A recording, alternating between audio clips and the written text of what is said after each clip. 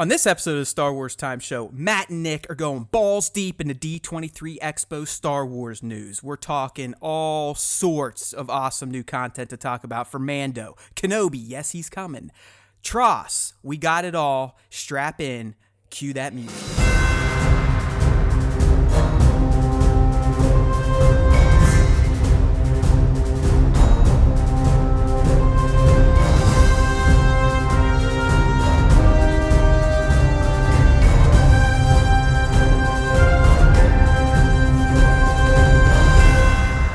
Everyone, welcome back to a brand new and action-packed, supersized edition of the Star Wars Time Show. That's right, it's Matt and Nick, and I don't know where Pete's at. He's probably depositing flea eggs somewhere in my house. I love them. But anyways, as you heard from the announcer, we're here to recap, to break down, to speculate on all things D23 Expo, which just went down this past weekend out there in Anaheim, and boy, oh boy, did we get some great Star Wars content. I don't think we got anything that really surprised us. We were kind of in the know on a lot of these reveals. I was telling you people all along, at least since April, that we'd get some sort of reel for TROS, not a trailer. That happened. We knew we were getting a Mando trailer. That happened. And, you know, Nick and I, we talked about the Kenobi rumor, and we pretty much said that was a done deal too. And it happened. So we are one with the Force, my friends. Hopefully you figured that out by now. And you're all subbed up and ready to rock and roll. All right, Nick, so let's get into it, man. This thing is going to be super duper size, mega edition, because there was so much content, I think even more than I expected coming out of D23. But before we get to the meaty stuff, we do want to kind of give our PSAs to you Star Wars fans on some fandom stuff, things you may want to dig into or check out just to enrich your Star Wars life. All right, buddy, so we're going to start with our favorite Star Wars video game in the last, 10 years at least. Probably, yeah. And hopefully that changes come November. But SWTS, man, it's getting a rework, and one that I think fans are kind of happy about. Oh, yeah, absolutely. This is something that you know, the Galactic Republic era is expanding in Battlefront 2, and now it's expanding again in Galaxy of Heroes, and this time it's expanding to the clones, the named clones, Rex, Fives, Echo, all your favorites. 501st, my friend, the blue bombers. Oh, yeah. Or I guess Vader's troop. It was Ahsoka's troop at one point in time. Oh, yeah, and they did become Vader's troop in the Empire, the 501st. And what's really cool here is that these characters have always existed in the game, but they never were really built in a way that was super synergistic, that was really... They sucked. Yeah. They sucked unless you had a full team of clones and you used them in a territory war where they got like those bonuses. Exactly. So right now what we're doing, or what SWTS has done, is they've reworked all of the named clones to make it a formidable group. Fives, Echo, and Rex, for those of you that aren't cool. Yeah. So it's a complete rework of these characters, the way that they function, not only alone, but together. And then also with the addition of Shakti into the game recently, who was very focused on, you know, a clone leader type of position in the game. Oh, yeah. It is I can say, because I've went up against this group in Squad Arena, it wrecks. Like, if you have this shit set up right. Yeah. Whew. Our intern, who's like the master of this game, he thinks that some of these Galactic Republic squads are about a tweak or a character away from becoming the new meta in the arenas. That's how good they are. So, Nick, this one, I'm guessing when you ran up against it was probably Shakti lead. You had the Blue Boys in there, and then was it Ahsoka? Yeah, it was. That was it. Yeah, because, I mean, they, as Nick said, as part of this rework for the 501st, they all got the 501st designation.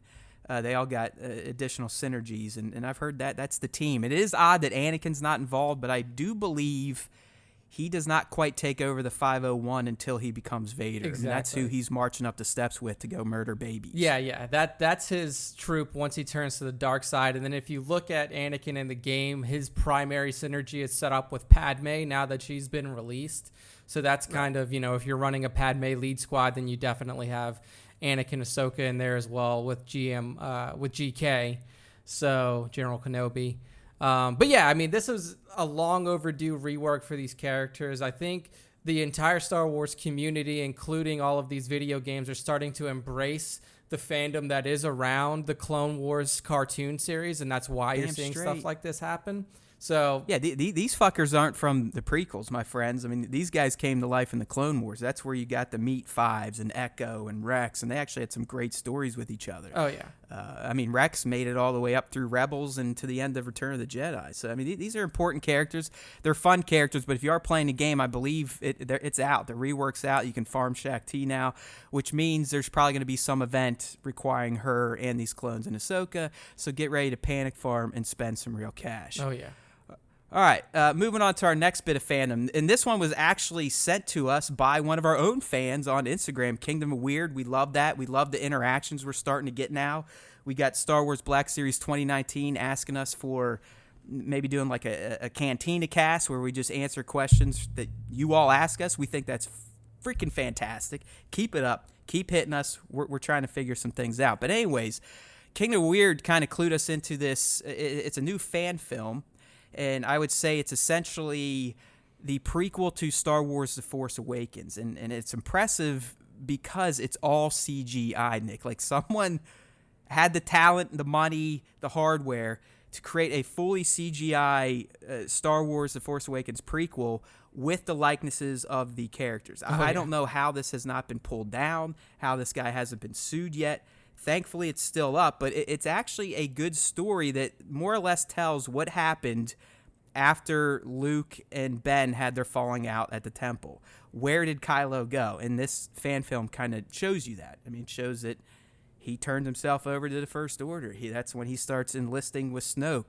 His mom tries to reach out to him one more time. It's a very, very well done fan film, and I'm just glad that it has not been scrubbed yet by Disney or Lucasfilm. Yeah, so if you're following along here with us and you click through the links that are in the post, if you try to play this video within the Star Wars Time post, it won't work, but don't worry about that. If you click the watch this video on YouTube within that little embed, it will pop up. It's still up. Yeah.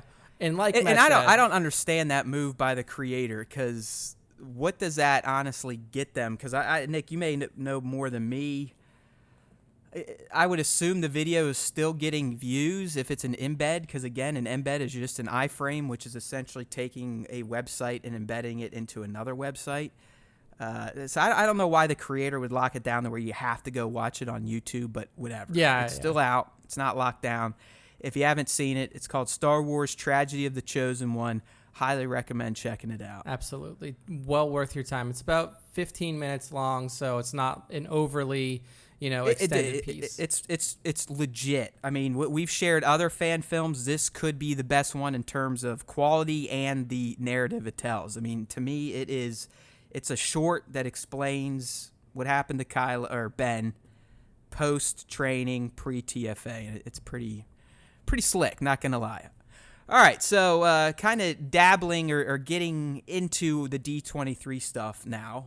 First thing, it's a low-hanging fruit item, but still something cool, something that got me intrigued, because I've been talking about, I'm waiting for my trip to Galaxy's Edge until the hotel's ready, and we finally got word that the hotel is going to be a full-on motherfucking starship called the Halcyon, Nick. Yes. And it's promising to provide a fully immersive Star Wars experience where guests will feel like they are on a starship that is essentially a luxury cruise liner in the Star Wars galaxy. So think of it like a Carnival cruise ship for us. This is what the people of Star Wars would have got on to take a vacation. And that's essentially what they're going to recreate for humans at Galaxy's Edge. Yeah, having, been to Disney multiple times in my life, I mean, Vacation Club member, all this other stuff, I can with 100% certainty say that while Disney does have themed hotels and they feel very cool, they're very well designed, this is the first time that they've ever done something like this. They've built an entire resort experience around one concept, around Star Wars, and not only that, this hotel is connected to Galaxy's Edge. So you walk out of your hotel and you are in Galaxy's Edge. That has never happened before. There's never been a hotel that has direct access into a park like that. It's absolutely incredible the way that they've done this. And it serves to give people that immersive experience that, like, if I want to go, I want to be in Star Wars land the whole time, and this is how you do it. Yeah, the way they talked it up, it sounds as if the moment you check in, you are checking yourself into the Star Wars universe, and you are not leaving it until you have to go home. Because as Nick said, it's connected to the park. So you'll be walking through ship corridors, probably taking a turbo lift down, and then there you go, you're in Batuu. And it's brilliant. I don't think they gave dates or when it's going to be ready, and I believe it's only going to be at the Florida park. Is that the World, Nick? Yes, World is the Florida park. Yeah, so it sounds like it's going to go at the Florida. Who knows when it's going to be ready? I think Nick and I, we might have casually threw out what pricing's going to be on the last cast or two. Wasn't it $3,300 for 2 night, 3 days? Yeah, exactly. This is for the high end Disney goer. I don't know if this is going to be available. I think I mentioned this on the last cast when we were talking about pricing.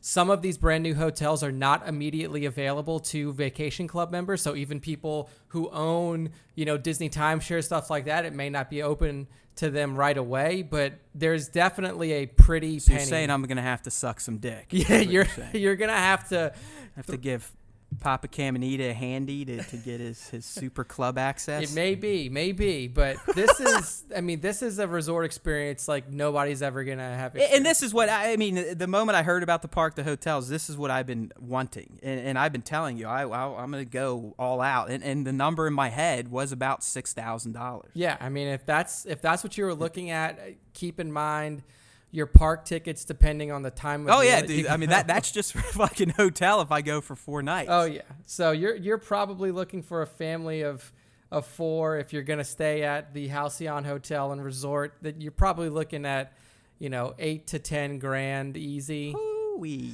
Depending on how you travel, if you're going to fly, if you're not going to fly, let's go take back that new truck my wife just bought me today. Boy. It might be worth it, but I'm definitely interested to see when this opens. And then also, obviously, I want to fucking stay here as soon as I can. But yeah, you get that shit done. You need to scout things out when you're there in November. I need you to go around, ask people behind the scenes, and you figure out what's going on with this bitch and when we can get into it. Oh, yeah, absolutely. But it's cool. It's out there. The Halcyon. It's going to be a big-ass luxury starship cruiser at Disney World. I'd imagine late 2020, 2021. I don't know. I don't think they gave those details, nor are Nick and I really journalists, and we didn't really dive into it because who gives a shit, right? Yeah, we just like that it looks cool and that it sounds cool. We saw the picture and the video, and that's about all our brains could handle, and we were like, picture, video, post. Yeah. Why go into the details that people need? Other people can Google it. They'll find it. Yeah, exactly. We're not your fucking Google machine, you lazy assholes. All right, so next up, more D23 stuff. And this is just kind of a little thing, but it's neat. We have a new trooper added to the mix. So far, we know TROS is adding the Sith trooper. But it's also going to add another variant, and that's going to be the First Order Jet Trooper. We saw these guys in a flash, literally like a zoom in the TROS teaser. During the desert scene, we kind of were like, hey, is that motherfucking like dudes on brooms or whatnot? No, they are jet troopers, Nick. And if you look at this guy, I kind of wrote up in the article that it looks like it's a trooper whose parents would have been a First Order flame trooper and snow trooper, and they fucked each other. And then this helmet came out on the baby. Oh, yeah, this helmet is definitely of a unique design. It looks kind of like a Cylon head from Battlestar Galactica with that one kind of vision strip, and you can imagine. The Flame Trooper had the same slit, and I believe their Snow Troopers have the slit too. It's just there's even a little Imperial era tank commander in there with the side flares on the bottom of the helmet. It's definitely a unique looking trooper, and they got markings. Yeah, on the front, right? Right on the chest. We've never seen a trooper with markings. I wonder what that means. That's going to have to be something that a unique fan that has our best knowledge breaks down for us if he can translate that. Oh, there's someone out there that probably had done it, but again, that would entail us having to use our brains to find it. Yeah. That's just nothing we feel like doing. But yeah, I mean, this is almost like you said, it's like a marked trooper, and you've never seen that before. All troopers are very standardized, first order or Imperial troopers. Oh, they're clean, man. Yeah, I mean, the only ones keep that War Machine looking slick. Yeah, the only ones that had the unique markings were clone era troopers, and those were the ones who would do that to themselves, like the 501st and stuff. So totally cool design here. Obviously, we always get some sort of new version of a trooper in a new Star Wars movie, and this is the one that we're getting this time. I have a feeling, Nick, this is going to be the trooper variant that gives us the Wilhelm in the Rise of Skywalker. Oh yeah, I could see. I mean, they're on a fucking jetpack. Something's got to go wrong. Everyone knows the Wilhelm, right? I mean, it's in a lot of movies, but it's in every Star Wars movie. They throw in the Wilhelm. And it's literally a guy going like, "Ah!" Oh yeah, dude. Whenever he falls. So yeah, they're cool, man. For me, it just means all right. We got a new trooper to shoot. We're gonna get a new variant action figure. Can't wait. So I dig it. I'm telling you, I'm still an Imperial garb guy. I think the Imperials, the Empire, they're the best dressed of Star Wars. Oh yeah, still. And Matt, you mentioned the toy community here for a second. I'm really interested to see what one guy has to do, and that's Sir Dork, the master of the fireworks. Oh yeah, the master with a jet trooper. that Motherfucker, he'll probably jam like some gasoline up his jetpack, a sparkler, and then light it on fire with a blowtorch and see what happens. Oh yeah, I'm very excited. That's how he rolls. I mean, I don't know if you've watched any Jared's videos, but the motherfucker, I don't know how he's not been arrested yet, just being out, because he literally rolls out with a fucking blowtorch. Yeah, just like a giant. That's his flame. lighter. He's like, fuck lighters. I'm bringing a blowtorch. Yep. I mean, he's using a blowtorch to light like firecrackers or a sparkler. Yeah, man. He's like not welding balls. something. But that's why we love him. Man, he goes big or he goes home. Oh yeah, absolutely. We love that guy. So once this comes out, you know, Sir Dirk will make this guy fly, and there's a even better chance that we're gonna have everything Kylo here make him explode. Yeah, so we're gonna get some of that bokeh action that Jesse's famous for on Instagram. But hey, we're getting jet troopers, we're getting Sith troopers. We're also getting the Clone Wars, my friends, but not until 2020. Yeah, I know. That was one thing that we were kind of wondering about for the Disney Plus release. I know. I think we just recently were like, did we figure this shit out? Is it a launch title? Well, nope. Now we know. Now it's not. It's a February 2020 release on Disney Plus. Now, a lot of you people are like, oh man, what does that mean for content, Disney content or Star Wars content right up front for Disney Plus? Well, you know Mando's going to be there November 12th. Mando, oh my God. So you don't have to worry about that. And then we also have confirmation, this was a long time ago, that we're going to have all of the Star Wars movies already preloaded on there, so you can go in, you can watch TFA, you can watch prequels, original trilogy. Also read today that free of charge, Disney Plus will offer 4K, UHD, and Atmos. That is beautiful. So you know how Netflix nickel and dimes you you if you want the fucking 4K shit? Yep, I paid that little dealio too. Oh, I do too. Netflix is going to have to figure some shit out, I think. Because I think what Disney is doing, now that they've just laid their big dick out on the table, they've announced that $12.99 bundle, which is insane. The $6.99 standalone's insane. And by the way, there's going to be 400 movies on there already. You're getting all these special series, the Star Wars stuff, all those damn Marvel shows they're announced. Like, come on, people. Disney has put you all on notice. Yeah. I mean, the licenses that they own makes them the premier content provider in the streaming universe. Of course, but dude, the pricing is insane. Yeah. I mean, that pricing is insane. I'm going to call it the Disney bundle because you're getting... I don't know how Hulu got in there. Does Disney owns Hulu now Hulu too? Yeah. Oh, there Disney you go. Owns okay. Hulu. So we got literally Hulu, ESPN Plus, Disney Plus, $12.99. Yeah. I mean, if I would have... That's cheaper than Netflix, man. Yeah, I'm paying $15 for Netflix 4K right now, and you're getting 3 services for less than that. If I would have known this bundle was coming out, I would have waited on my ESPN Plus purchase because I bought that like about a couple months ago. I'm still going to do it because I don't have Hulu. We lost Hulu due to a mishap.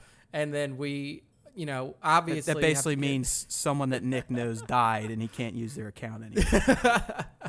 Maybe something like that happened. But we don't have Disney Plus, obviously not out yet. We don't have Hulu, and I have ESPN Plus. But, if they can read my account, because all of these things are interconnected. So if I can log on with my ESPN Plus account, and then they drop me like a $3 discount because I already have it, that would be appreciated. But we'll see. I'll pay the full. There you go. Look at him. Look at it. He just, what you guys didn't see, he was waving his 2 fingers that whole time. Yeah, that was a fucking Jedi mind trick he just did on Bob Iger. Yeah, he's like, oh yeah, some people might have one and not the rest of them already. Well, dude, that's how I am, because I get Hulu through Spotify, yep. So it pisses me off because I want that triple bundle, because some of the ESPN Plus stuff, the fights, MMA, I believe that's all locked behind that. That is, yeah. Even some of the coverage is locked behind that now, just articles.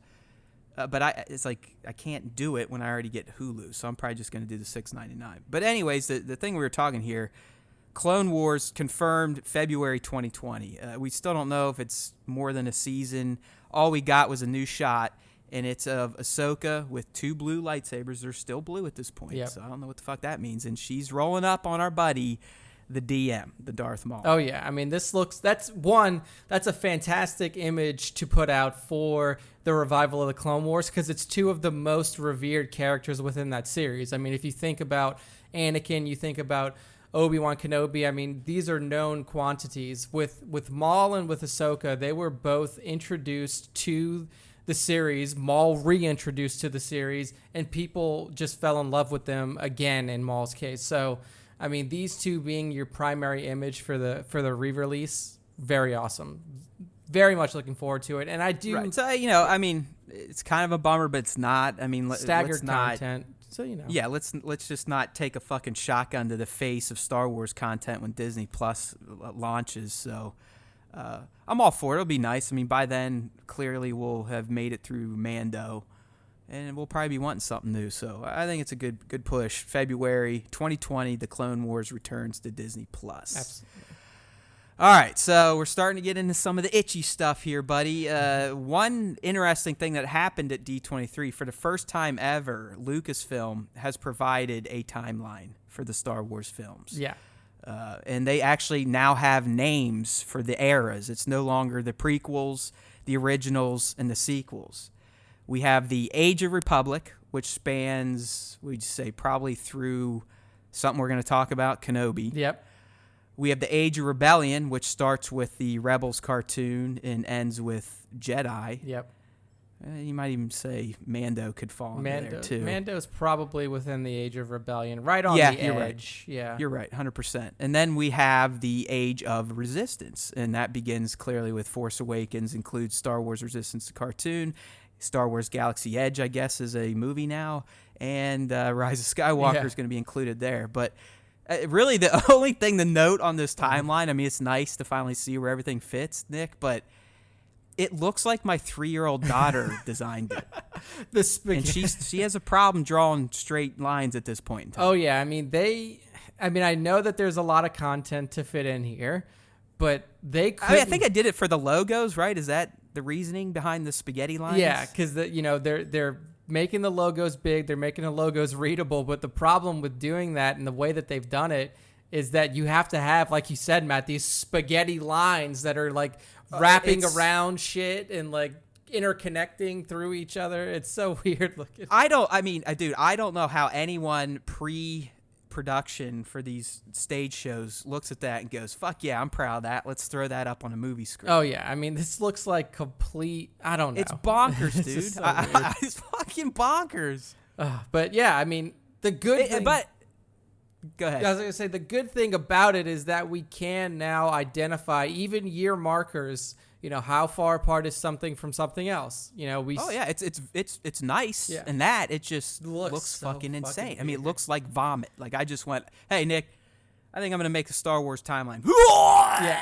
I mean, I like how, like, Solo has like one like U shape that's connected to it, so it spans. It has two lines to tell us that Solo spanned multiple years, I guess. Yeah. It's Solo spans 4 years, and then what's interesting, like Matt was noting, is that Kenobi, due to this timeline, we know that Kenobi now takes place 8 years after Revenge of the Sith, and that is within the 4-year span of time that Solo is happening. So correct.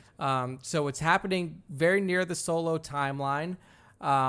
It's a little bit far out from Rebels. So I mean, basically, what you can do here is like go on and count the little lines. So 1, 2, 3, 4, 5, 6, 7. It's 8 years out from Rebels as well. So it's kind of right in between. See, now I almost think it's too far out from A New Hope, because if it's 8 years from ROTS, Luke's 8, but Luke's supposed to be 18.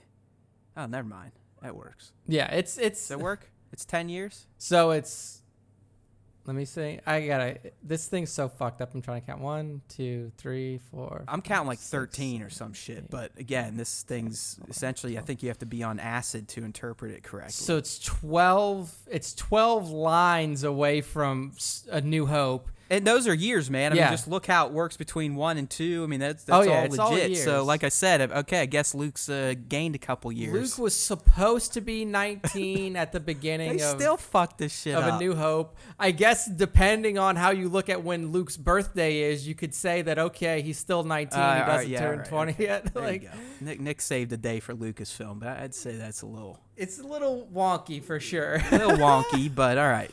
We'll go with it. Yeah, but I mean, it's a good visual representation of all the shit that's happening in the Star Wars series. You can also see where the Cassian Andor series falls within that, which is 2 years after the start of Rebels. So lots of good information. And like Matt said, it's the first time that we've really seen a visual representation of a timeline for Star Wars. I do. I'm not gonna lie. I like the ages too. Yeah, Age of Republic, Rebellion, Resistance. Well done. I got to start getting used to just calling it the Republic era, the Rebellion era, and the Resistance era versus prequel, sequel, original. I know that's gonna be a hard habit. We can do it, Nick. We can do it. I mean, I know we have tiny brains, but I think if we dedicate ourselves, we can do it. Absolutely. I think we can get All right, so that timeline was cool, and you heard us throwing out a name there, Kenobi. Well, hey, guess what? It's real. I mean, that announcement went down at D23. I don't think it really surprised diehards like us. I mean, a cast or two ago, we were essentially confirming this is going to happen. But it happened, and they got Ewan out there. I mean, they brought him out, as we said. It's going to be set 8 years after ROTS. He's probably going to be on Tatooine. It looks like it's going to be self-contained within a year timeline. But that's all we really got. We don't know dates. We don't know how many episodes. We've heard anywhere from 6 to 8 to 10, like Mando. I would assume, Nick, that this one, since it was the last announced, that this could potentially be... Shit, we think 2021, 2022? Yeah, I mean, if we look at, the staggering of the releases, I mean, you have Mando, November.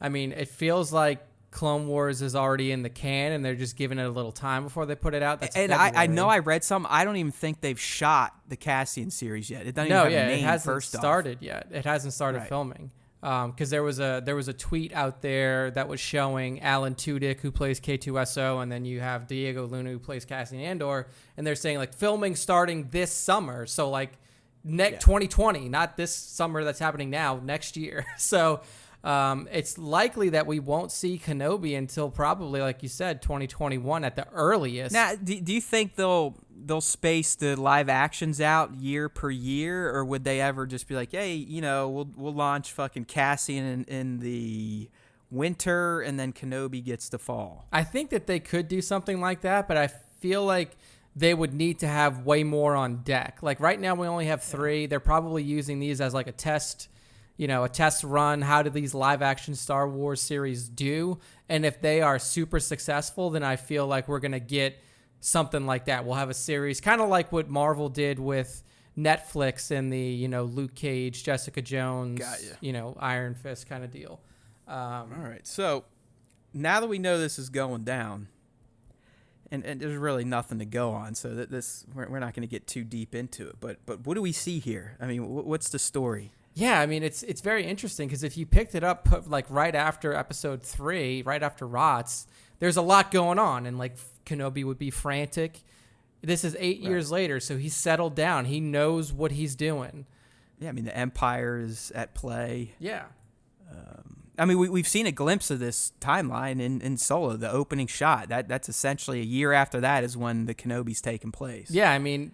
so, the Empire is real, but Does he have some sort of interactions with Darth Maul? Because we know that Kenobi and Maul have some sort of, some beef. Do they cast a child actor for Luke? Yeah. Do we see? Do we go there, Nick? I mean, do they even fold in the Lars Homestead? I mean, I guess that's what I'm looking at. Is it Kenobi going off on adventures, leaving planet, or is it Kenobi on Tatooine being the overseer of Luke? And just what that entails, the survival, the bounty hunters coming for him, Inquisitors looking for him. I mean, is that what we're getting at? Yeah, I mean, I always thought that if Kenobi was sitting there stuck in the desert like he is after being such a prominent active force, that at a certain point he would get stir crazy and he would need to do something. Like, even the most disciplined of Jedi will still get this feeling, this antsiness, like they want to do something. They're not used to just sitting idly by while the galaxy is. I don't know. Yoda did a pretty damn good job of it. He did, but he's also, I guess, they just sit there and fucking meditate all day. Yeah, I mean, he completely disconnected. I don't know.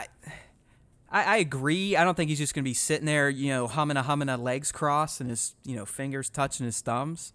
I don't think he's leaving Tatooine though. Yeah, I think this show is fully housed on Tatooine, Judlin Waste. We know, first off, traveling can get someone wanting to be in hiding in trouble. Second off, Kenobi said it multiple times in the prequels. Motherfucker hates flying, hates being a pilot. He pretty much hates starship travel as much as C-3PO. Yeah, also, there's a ton of shit that goes on Tatooine. We know it's the hive of scum and villainy.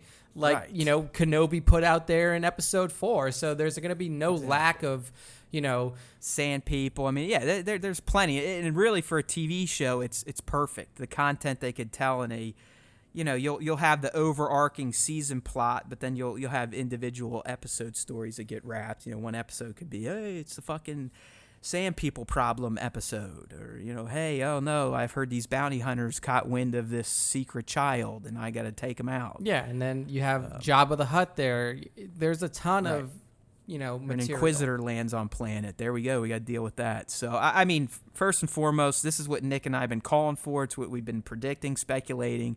You can thank us if you want to. I'm sure our words and putting things out there into the ether influenced the Force, fired up people's midichlorians, and they got it done. It's happening. Mr. Hello there is coming back to live action Star Wars.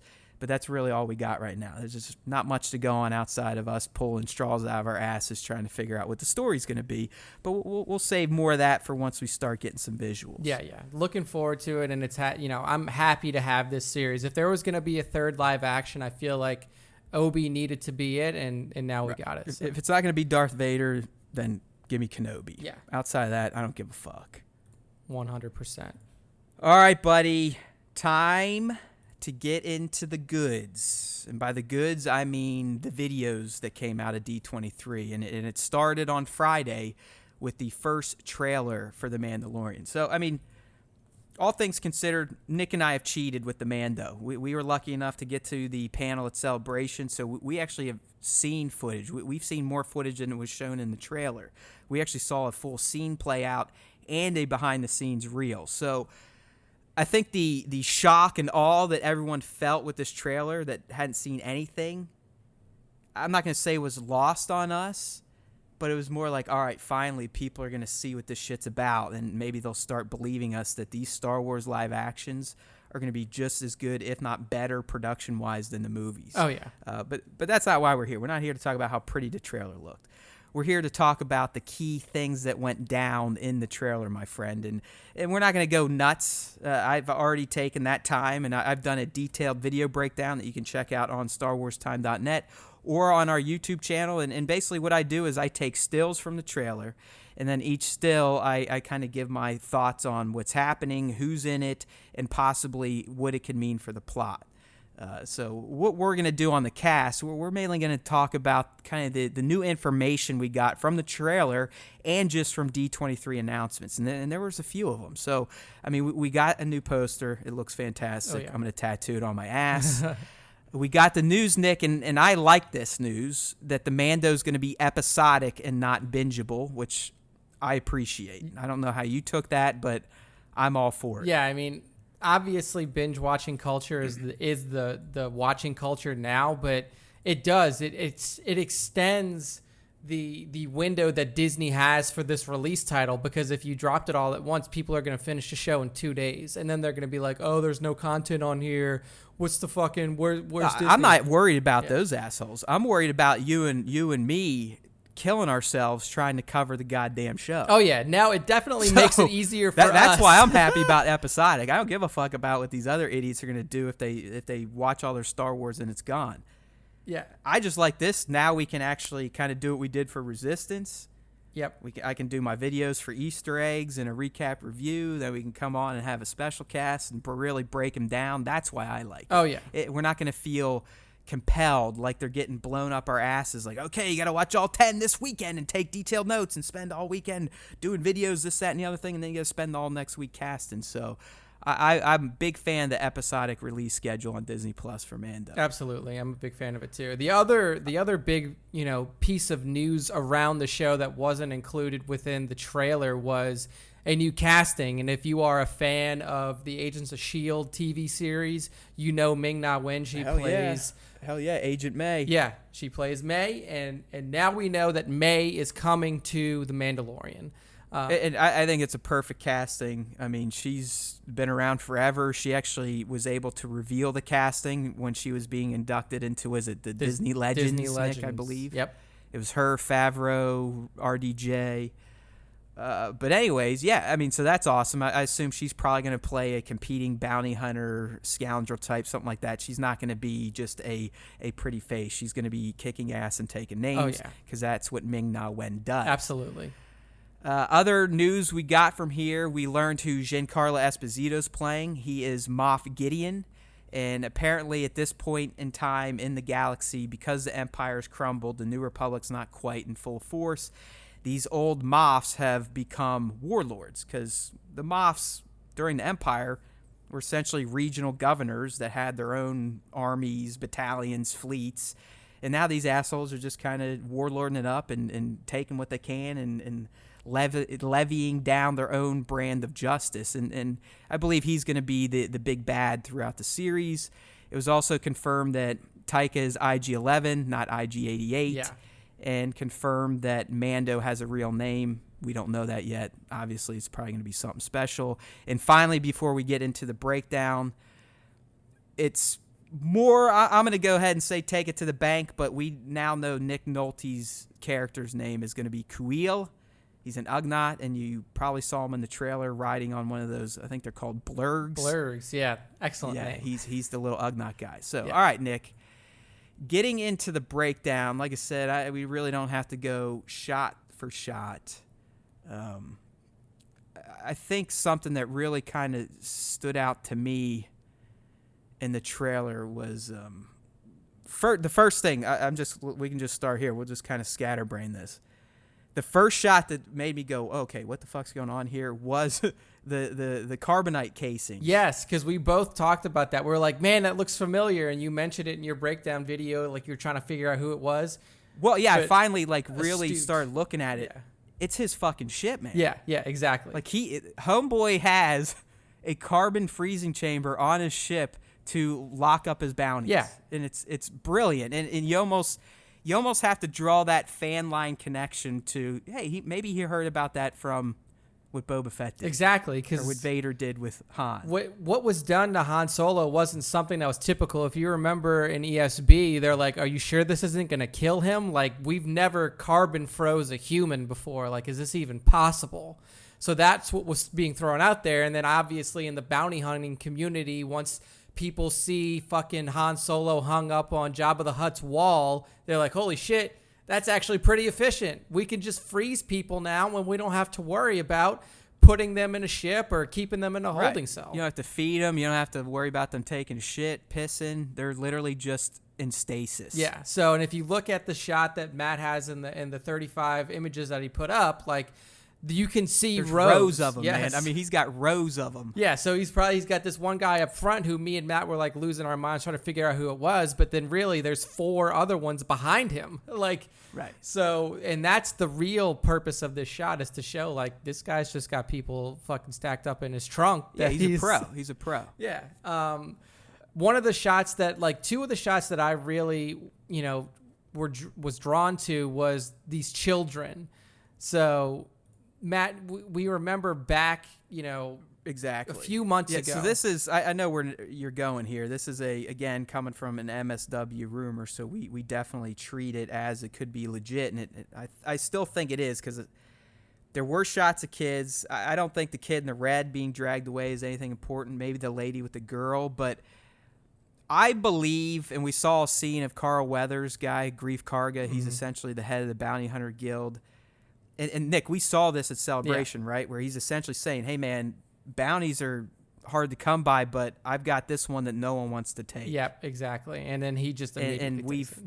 speculated that could be the Werner Herzog character bounty, which is probably going to get a kid, kill a kid, or bring a kid back, and that's probably where the Mando's going to balk, and that's going to start in my mind, the actual show. Yeah, so this is the MacGuffin that we've been talking about, that's been talked about for months now with the Mandalorian. This bounty that leads to a possible child abduction, child murder, whatever, and then it kicks it off. So based off of the timeline, though, so if we're going to use this timeline as the source of truth, there didn't seem to be a time jump for the Mandalorian. So the Mandalorian was only set on 1 year. And yeah, it's a 1 year set. Yeah, so which is fine. I mean, we talked about this before in TV land. I mean, hell, Breaking Bad lasted 6 years and probably took place a year's time within the show. Yeah, so that doesn't matter. But yeah, it's going to be contained to that 1 year on the new magical timeline that was cooked up there. Yeah. But I mean, just based on the way this flows, here's my guess for episode 1. I mean, we're going to see what this guy can do. I think the awesome shot of him capturing people in a bar where he's just kicking everyone's ass and essentially cuts that guy in half through the door. yeah, I think that's going to be there to establish his prowess. I think the meeting with Grief is going to be episode 1. absolutely. Mm-hmm. And that's eventually going to lead him to the meeting with Werner's character, and I think that'll probably be the end. Yep. And then some of the other quick beats, it looks like he's probably going to team up with IG-11 for certain bounties. They didn't show much of Cara Dune, and that's Gina Carano's character, the former Rebel shock trooper. But I'm still going with they're going to butt heads at first, but probably going to have to work together in the long run. Exactly. And I'm assuming that's going to be to combat this Moff Gideon character. Yeah, so this Moff Gideon character, like you mentioned, is the big bad. He's leading this cadre of stormtroopers, basically just, laying waste to things. He's trying to run. He brought out the fucking Death Trooper firing squad. Oh yeah, like he's basically trying to carve out his piece of the galaxy at this point, which is exactly what these Imperial, remnants are trying to do, is keep control over specific pieces or planets just for themselves. So it's going to be interesting to see how Cara Dune comes in. If she's already on planet trying to fight against this Gideon guy, or if she just kind of gets roped in, possibly a competing bounty hunter who... Yeah, you can have that. I have a feeling she'll be involved with or maybe protecting the target that Werner's character is sending the Mando after. Yeah. So, I mean, it's super interesting to see how, that dynamic is going to play out. And then if IG-11, what I want to see is IG-11 going to be one of these persistent characters, kind of like, K2 was to Cassian? Yeah, man. Is he like his Chewbacca, or are they just teaming up for shared gain? Yeah, exactly. So I think that's a cool dynamic. And then one of the other things is just we see a lot of Imperial stuff here. The trailer opens up with this incredible shot of what looks like a stormtrooper graveyard. It's just helmets littered in the sand up on pikes. So I want to see exactly what the sentiment is around the Empire at that time, and how people are responding to these remnants that are led by people like Moff Gideon, and then Werner Herzog's character like you mentioned, is clearly an Imperial. He has Imperial yeah, guards. I mean, it's got to be a shit show. Yeah. At this point in time in the galaxy, I mean, just an absolute shit show. Yeah, I mean, we've got the remnants of the Empire trying to seize control, but then you've got the bounty hunters, the other scoundrels, the remnants of the rebels trying to get New Republic up and running, so they're not even worried about the Outer Rim. Yeah, I mean, it's spaghetti western, lawlessness. I mean, it's checking all the marks that Favreau and Filoni had promised us. Yeah. How about this swoop bike thing, speeder bike? Yeah. Swoop bike, speeder bike, which one do you think it is? I mean, do you think that's anyone of importance on it, or is this just a cool shot? I mean, it's tough. I feel like this is just a cool shot. It definitely looks like, an old Imperial era bike that we've seen. It's definitely modeled after the ones that we saw in Endor. It's got some hints of the Imperial speeder bike we saw in Endor. Yeah. I mean, it's very... Yeah, I feel like this person that's on it is probably nobody of direct significance. I can't really recognize them. But I do think that, this could be indicative of like swoop bike gangs. We've heard of swoop bike gangs. If you go back to fucking Knights of the Old Republic, that was a... That's why I was throwing out swoop bike. I wanted to see if I would trigger your KOTOR knowledge. Oh yeah. That, it definitely popped up in my head, but like, I think that this type of thing could be used to show that level of lawlessness that you were talking about. Like, there's just fucking motorcycle gangs out there. There's fucking, Moff Gideon and the Imperial Remnant. There's Werner Herzog's character. Speaking of them, how about the chicken walker just getting dropped in there, blasting motherfuckers left and right? It's got a paint job and everything. You can sort of see the red paint, but we got a better picture in a Lego box set. But this AT-ST that they have, I'm guessing it's Gideon's. It's all decked out. Like, I'm telling you, these people, once the Emperor dead and Cinder kicked in, if they weren't invited to Cinder, they're just like, hey, fuck it. Yeah, I'm gonna start running this bitch the way I want to run it. And I'm gonna fuse my own style. I mean, this AT-ST, I believe its whole head is painted red with black lettering on it. And it looks like they're fucking up some village or outpost here. Oh yeah, I mean, you can see like essentially they tried to build like these wooden barricades to stop an incursion, but it looks like troops are blowing through there. Yeah. So I mean, you're gonna get. I think the one thing, Nick, I just realized from this is the look and feel of the world is very original trilogy. I mean, there's a lot of practical shit going on, a lot of up close and personal type of shots. It's not this big galaxy spanning tale, I don't think. Yeah.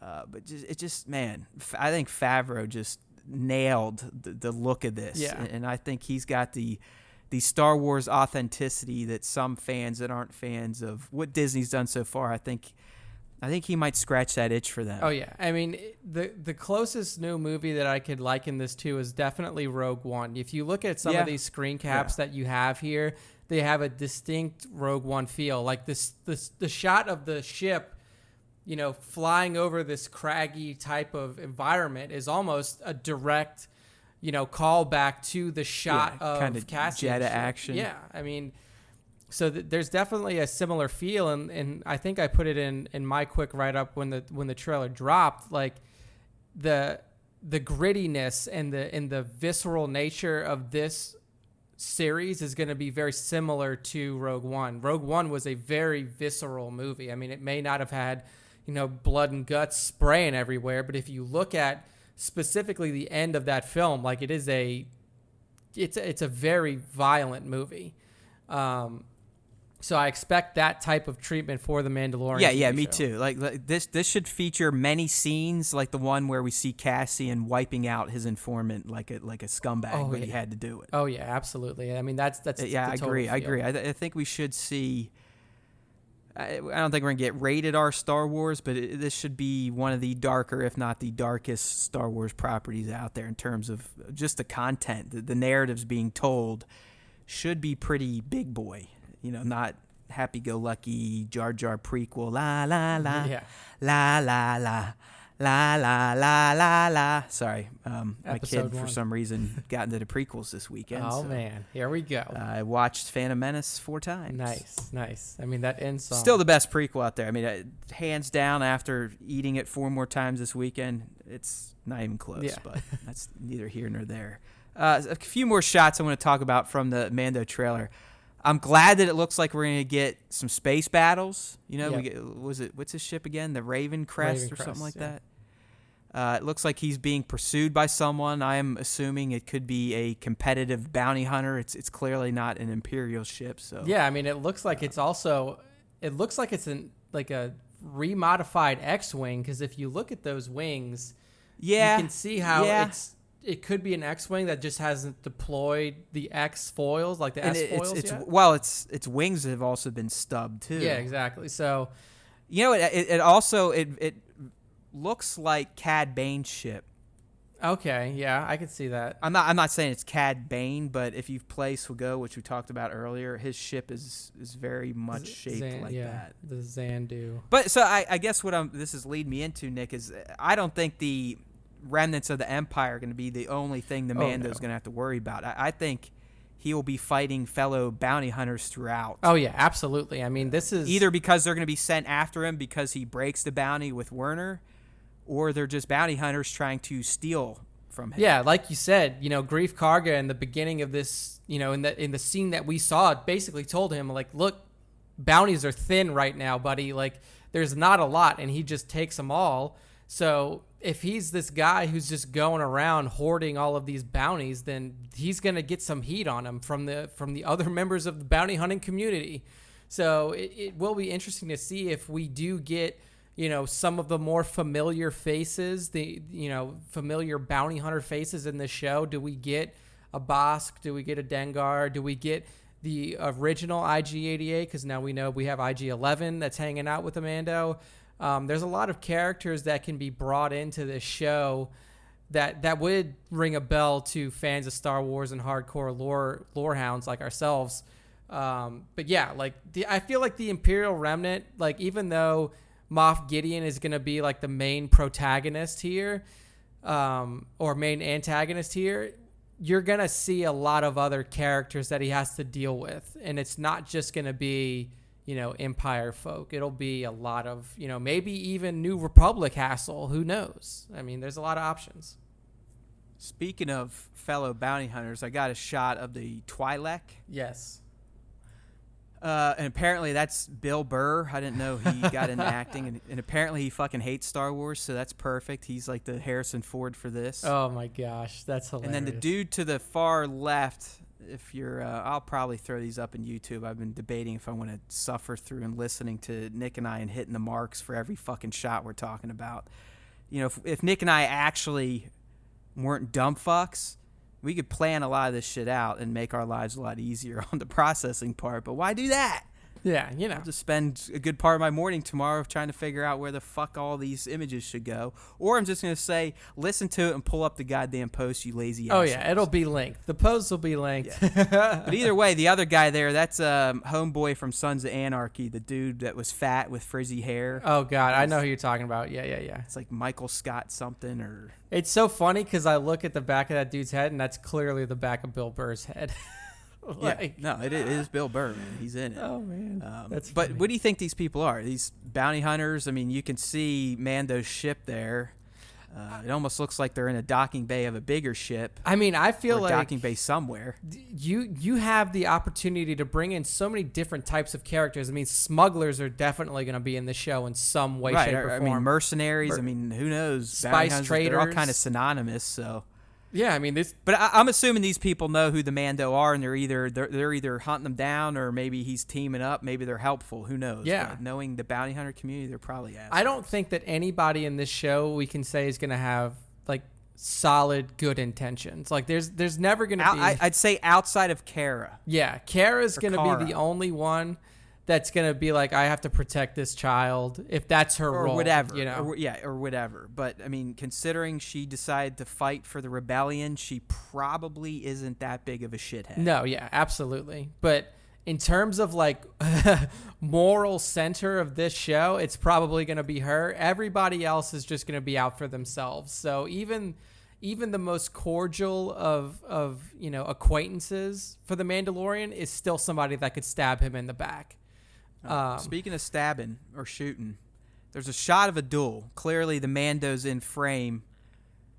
Who do you think the other participant is? I mean, it definitely looks like they've got something shiny on their head. Yeah, I was gonna say it almost looks like a gold helmet in a way, which reminds me of Zori Bliss. But this is way that would too be far. Fucking dope, but ain't gonna happen. It's way too far in the past for Zori Bliss because even the color of the suit kind of matches.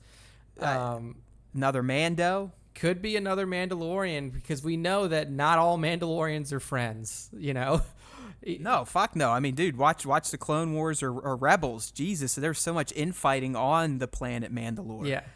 I mean, nonstop. It's the reason Duchess Satine ultimately died because her own fucking sister turned on her. I could also see this being like a Rhodian if you think of, Greedo. Some Greedo. Yeah. Greedo 1, Greedo 2. Could be another one of those type of characters. His face is all one color. We can't see if he's got any kind of weird little head tendrils like Greedo had, but this is definitely... I just want to know if they're having a legit Western duel. Dude, that's what I was going to say. They paced it out and they're going to fucking draw, or if this is just kind of a tense showdown where Mando's getting ready to pull the trigger if he has to. If you look at... Now that I'm looking at it a little bit harder, it almost looks like he's sitting on something.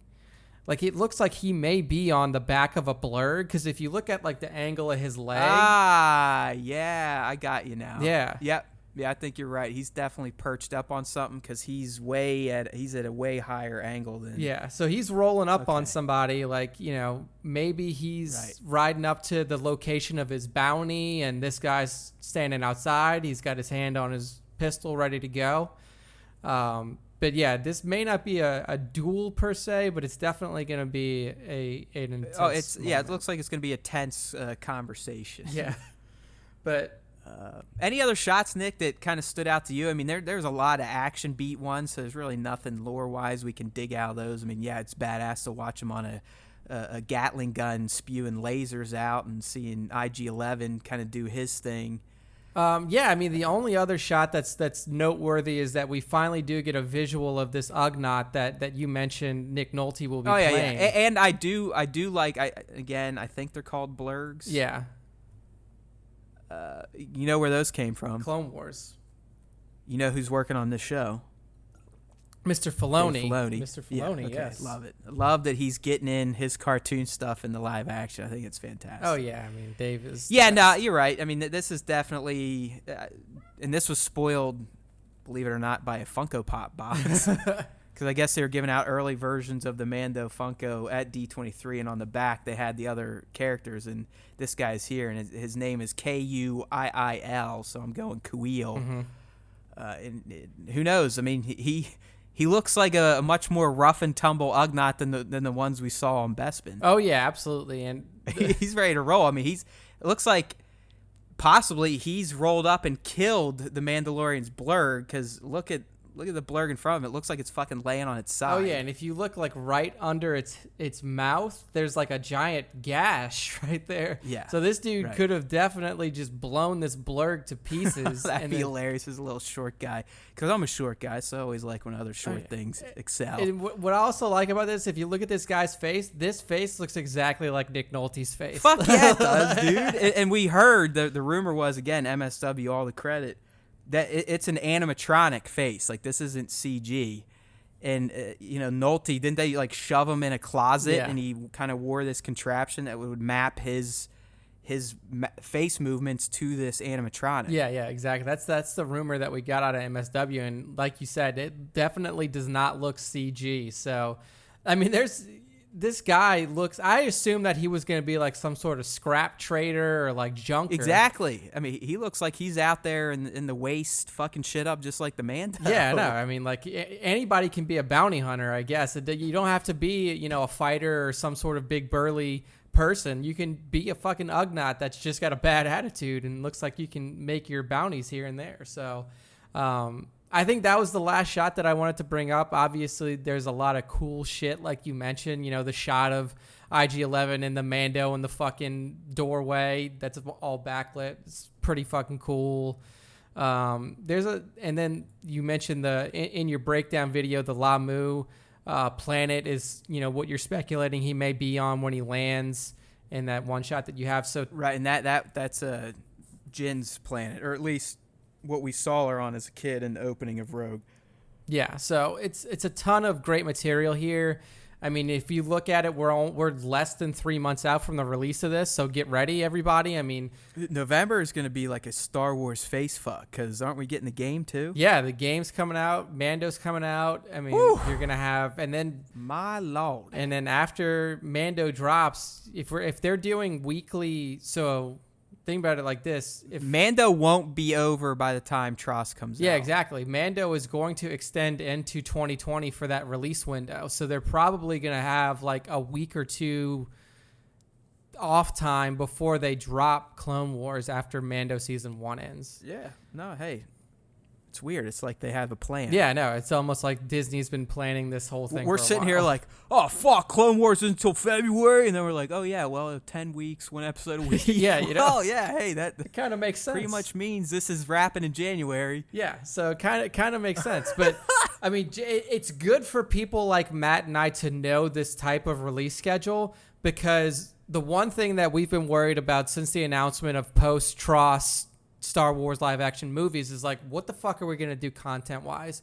But it looks like Disney has already kind of like, hey, don't worry. They're going to keep us busy. I'm still not happy that the movies are going away for fucking 3 years. I still think that's a travesty. But yeah, I mean, there's going to be no shortage of Star Wars shit to get into. I mean, we definitely made the right decision starting a Star Wars site and podcast, because I think we've got at least another 10 to 15 years of regular new shit coming out. Yeah, exactly. Now, live action TV, animated TV, video games, we have a lot here, people. I know that some of you are talking doom and gloom for Star Wars because come on. Whatever. Get over yourselves. Like, all you people shit posting on the Disney's takeover, come on. I mean, just look at this Mandalorian stuff. Yeah, I mean give them some time.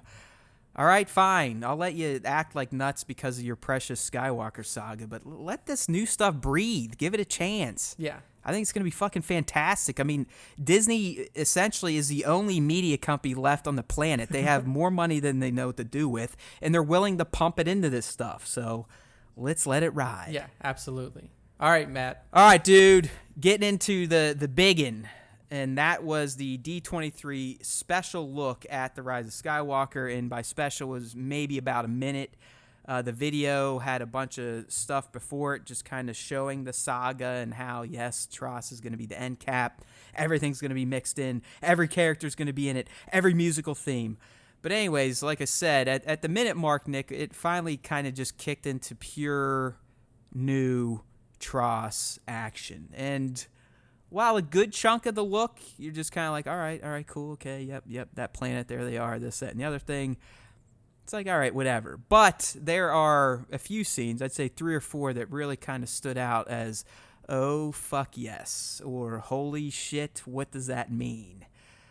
So just like the Mando, I went ahead and I grabbed 20 stills from this one, because there's only about a minute worth of content, and did my video breakdown. So I'd love for you to check that out on StarWarsTime.net or on YouTube. If you go to Star Wars Time, I actually got our last 2 videos right in the sidebar there, so you don't even have to use your brain. No excuses. Beautiful. But anyways, dude, like I said, there's a few things that really stand out in this D23 footage, and we're going to save the obvious one for last, because I think that's where the most speculation can take place. But like Mando, we got a nice new poster for it. And calm down, people. It's not the fucking theatrical poster yet. Yeah, everybody's always up Everyone in arms. forgets that we always get like an artsy-fartsy one. They did it for TLJ. They did it for TFA. Calm down.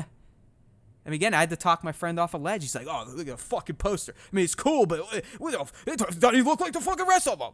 Dude, I mean, it's like, well, yeah, it's not the fucking theatrical poster. Yeah, calm down, everybody. Also, that is cool. So cool that it's my fucking phone background now. So that fucking image is and dope. they probably used the Hot Toys Palpatine for that fucking picture of Palpatine, because it's not a human face. No, it's not. In fact, I was looking at it, I was like, I was wondering because that was the first thing that occurred to me. I was like, that's not human palp face. Like that's not. No, it's literally, and I believe someone sleuthed it out and figured out that it is 100%. The They Hot just Toys. fucking shop the shit in there. Yeah, I mean, I have him right now. He's sitting over on my thing. He's beautiful. Yeah, I mean, you took a very good shot of Hot Toys palp. I think like 2 months ago or something like that. It was. Yeah, no, I probably have others. I just haven't edited them yet because I'm an asshole like that. But yeah, I mean, getting all right. into So other these beats things, before we get in, just like stuff we learned before we start putting on our speculation hats. JJ came out and said that the character of Leia is, in a way, the heart of the story. I mean, we did get a new shot of her. It is pretty damn impressive, Nick, what they've been able to do. I mean, that shot of her that we get in this trailer was shot at the Resistance base in TFA. Yeah. I mean, they're changing her clothing. They're changing her hair. Basically, the only thing they're not changing is her fucking face. Yeah, her likeness. Like, yeah, I mean, it's nuts what they've been able to do. And the way JJ kind of talked her up, she's still going to be a main part of the story. I need to see it to believe it. I don't doubt him. How though? How? Yeah, I mean, she's, as he said, she is the heart of this story. And that was the intention for this, this movie going into it before Carrie Fisher passed away. And I feel like, I think if you say that, Nick, she almost has to have a conversation with her son. Yeah, I know, right? The heart of the story. I mean, I think we need to see, if we're saying that and how, she's the main part here, she's got to talk to her son. I mean, we saw in TLJ, she's still the one force out there that can kind of wake him up a little bit. Yeah, and I mean, I feel like the easiest way to do this is kind of what we saw in TLJ. We saw that they had a force connection. There were no words exchanged, but we know that he clearly sensed her. Yeah. I mean, and she clearly knew he was there. Yeah, and now that Leia has, I don't want to say embraced her force abilities, like she's displayed them in a very prominent way in TLJ, like she may use that connection to reach out to him and try to converse through the force. That would be the easiest and if way it's to not do it. Ben, then she's got to tell something to Rey that is profound. Yeah, she's got to, I mean, like, there's a lot of character interactions that need to happen with Leia. I mean, you need to have the moments with Poe because that was clearly the direction we were heading in post TLJ at the end. The handoff of the leadership role from Leia to Poe. You have this bond, this connection that she has to Rey. And then also, obviously, like we were saying, with Kylo, with Ben Solo, her son, that also needs to be wrapped up. So, and I mean, honestly, if they had to, just because shit didn't work, if she just has a conversation with Rey and Ben, I'll be fine. Like, if we lose the Poe stuff, oh well. I think what they had planned for her with these two Force users is key, though. Yeah, exactly. So that's good to know. I mean, and really, she looks great, and I think what they've done is going to be some fucking movie magic, so I can't wait to see it in full. We also learned that Zori and Poe were actually friends, so that's probably how Zori's going to come into the mix. I'm assuming something's going to happen. Poe's going to throw out the idea like, hey, I know this girl, kind of a thievy, blah, blah, blah. We might have banged here or there once or twice. Let's go hit her up. Other interesting thing here, and this could just be Lego oddity, but the fucking Y-Wing Lego set for the Rise of Skywalker features Zori as a minifigure, and she's piloting it. yeah, I mean, her other ship didn't really look like it was a combat ship, right? It didn't look like a typical A-Wing. And I don't know if we've never even seen an official image of the ship. Yeah, all we've seen is the back of it. All we've seen is basically the exhaust of that ship. It was A-Wing similar, like it looked like an A-Wing. Right, but here's what I am possibly speculating. Like we've kind of MSW-ish and ran with our own speculations, but it sounds like some shit's going to go down on Kijimi. Yep. I think that's the snowy planet. That is it, Kijimi, yes. And I almost think it's going to be it's getting blasted by that laser we saw in the special look. She's got to jump in. So they need to get the fuck out of there, and I think she is going to leave with the good guys, and she could eventually kind of like a Han Solo, like, all right, hey, I'll throw in with these assholes. Oh, yeah, absolutely. And maybe that's why she gets in a Y-Wing. Yeah, I mean, she's going to need something to blow some shit up, and there's a Y-Wing there. And, like, one of the shots that we see later on in the trailer is is a shot of the remainder of the Resistance fleet. It could be the whole thing. I mean, fleets being generous, buddy, because and we'll get into it when we talk about, but they have essentially no capital ships, no frigates.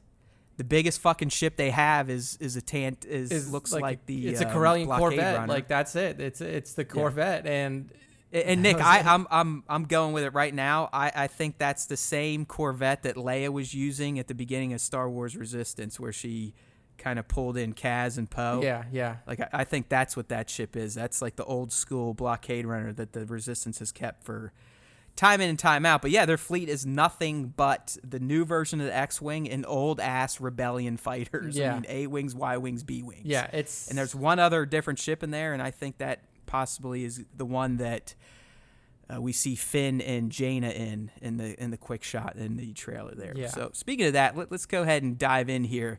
And like I said, there's some of the stuff's just like, okay, neat, yep, see it, cool. Some of it you're like, oh, wow. So the first one, I want to talk about the opening shot, Nick. So it's the hero shot. They're all there, but somebody's missing, and I think that is crucial. So we see Rey, Finn, Poe, Chewie, 3PO. They're clearly on the desert planet Pisana. You get another shot where they're looking what I believe is the Aki settlement they're probably rolling up on for some reason. Yep. If you remember, Nick, Pisana is described as being on the very far edge of the known galaxy. So if they're trying to figure out stuff about the unknown galaxy, it makes sense that they're going to these people. But who wasn't there, man? Who is not there? Our little friend, R2-D2, the hero of the Star Wars saga. Of everything. I tried to explain, and for some reason, my daughter hates R2-D2, and I got to get to the bottom of this. Wow. But anytime I call out his heroics, she says, no, don't say that. Don't say that about R2. It's basically like, shut the fuck up. Like, don't cheer for R2. Wow. Because, again, we were watching TPM. I'm like, look, bub, this is how R2 initially saved the day. Without R2, I mean, Leia and Luke's mom's dead. No, it wasn't She's R2. like, I don't like R2. It's like, okay, well, there you go. But, dude, so where is he? What the fuck is R2 doing? Yeah, I mean, we've always known that R2-D2 had a deep connection OT-wise to Luke Skywalker. Luke's dead now. I mean, we can see the Falcon in the background. If you look at that initial shot, you can see the edge of the Falcon behind the rock. Is he with Leia? Did he just, he never... Dude, refresh my mind. End of TLJ when they're all on the Falcon. Do we even see him there? I'm trying to remember if we even see him on Crate. I don't think we do. No. I think the only time you see R2 in that movie is when Luke's in the fucking Falcon. Yeah, he's in the... I mean, if that's the case and he stays in the Falcon, then obviously he was never destroyed because, the Falcon's still flying.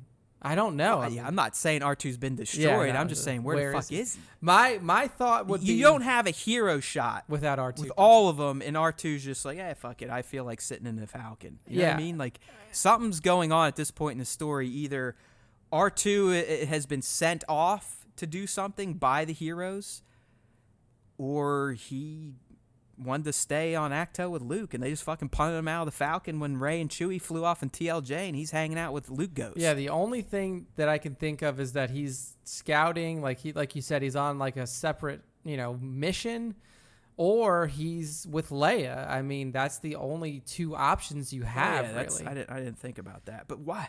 Why though? Like, you know what I mean? I mean, they're clearly going like, hey, look, in this movie, we got all your favorite people together. He's loyal. Yeah. All the heroes are together, really, for the first time in any Star Wars movie. It almost never happens. When it does, it's only for a few scenes. I mean, even the original trilogy, same shit. Luke, okay, we're all here on Hoth. Guess what? I'm going to Dagobah. I'll see you guys at the end of the movie. Yeah. Return of the Jedi, same thing. Oh, hey, we're all here on Tatooine. I'm going to go hang out for a little bit. Oh, I'm back. Oh, no, I'm going to go hang out again. You know what I mean? Yeah. So the fact that all these people are together and R2's not there leads me to believe that he is on a very, very, very key mission, or something terrible has happened. Yeah. I mean, the only thing that I can think of is that the character of R2 has always been linked to a Skywalker. Like, if you go back in time, yes, initially he was just a part of I guess Amidala's... linked to an Amidala, Yeah. if you want to be Yeah, that lineage. Like super nerds. Yeah. So, within the prequel trilogy, he was always at Anakin's side once we got to episode 2 and kind of moving forward.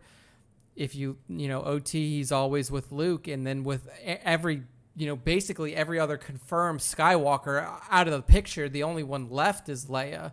So if his complete loyalty is to the Skywalker family, then the only logical place that he could be in my mind, if he isn't off helping the heroes, is with Leia doing something. Yeah. Like, I don't know. I guess I just never saw R2 as a lap robot. Yeah. He's always kind of been a man on a mission. But I guess based on how he was in TFA and he essentially was so depressed he turned himself off, maybe he did kind of become like old Luke and is just a sad sack now, and he is just feeling sorry for himself still on the Falcon. Like, I don't want to leave. He's like my 3-year-old. I don't want to go out there. Yeah, I mean, leave me alone. It's a tough time for R2D2 out there, and it seems like what I want to see is this is the final time we're going to see 3PO and R2D2 back together. TLJ didn't give us really any kind of interaction between those two characters. And then neither did TFA, because TFA, he was completely shut off the whole time. Yeah. I mean, that was one thing that was missing from TLJ that I think, obviously it wasn't possible because they were separated. But I want to see in the final Skywalker movie some more, C-3PO, R2-D2 shenanigans. Hey, well, that's why I've been sitting here screaming about it. Where the fuck is he? All right, moving on to other interesting shot in this trailer. I'm not really in order here, people. Who gives a fuck? The fleet. So Nick and I, we already kind of talked about the Resistance fleet. Yes, they got some more friends to come help them, but clearly they're still persona non grata in the galaxy. No one really wants to touch them because they now fear what the First Order has become. But we also got a shot of another fleet, Nick, and we got 2 shots of them, and very foreboding shots. And when I first saw it, I'm like, wait a minute.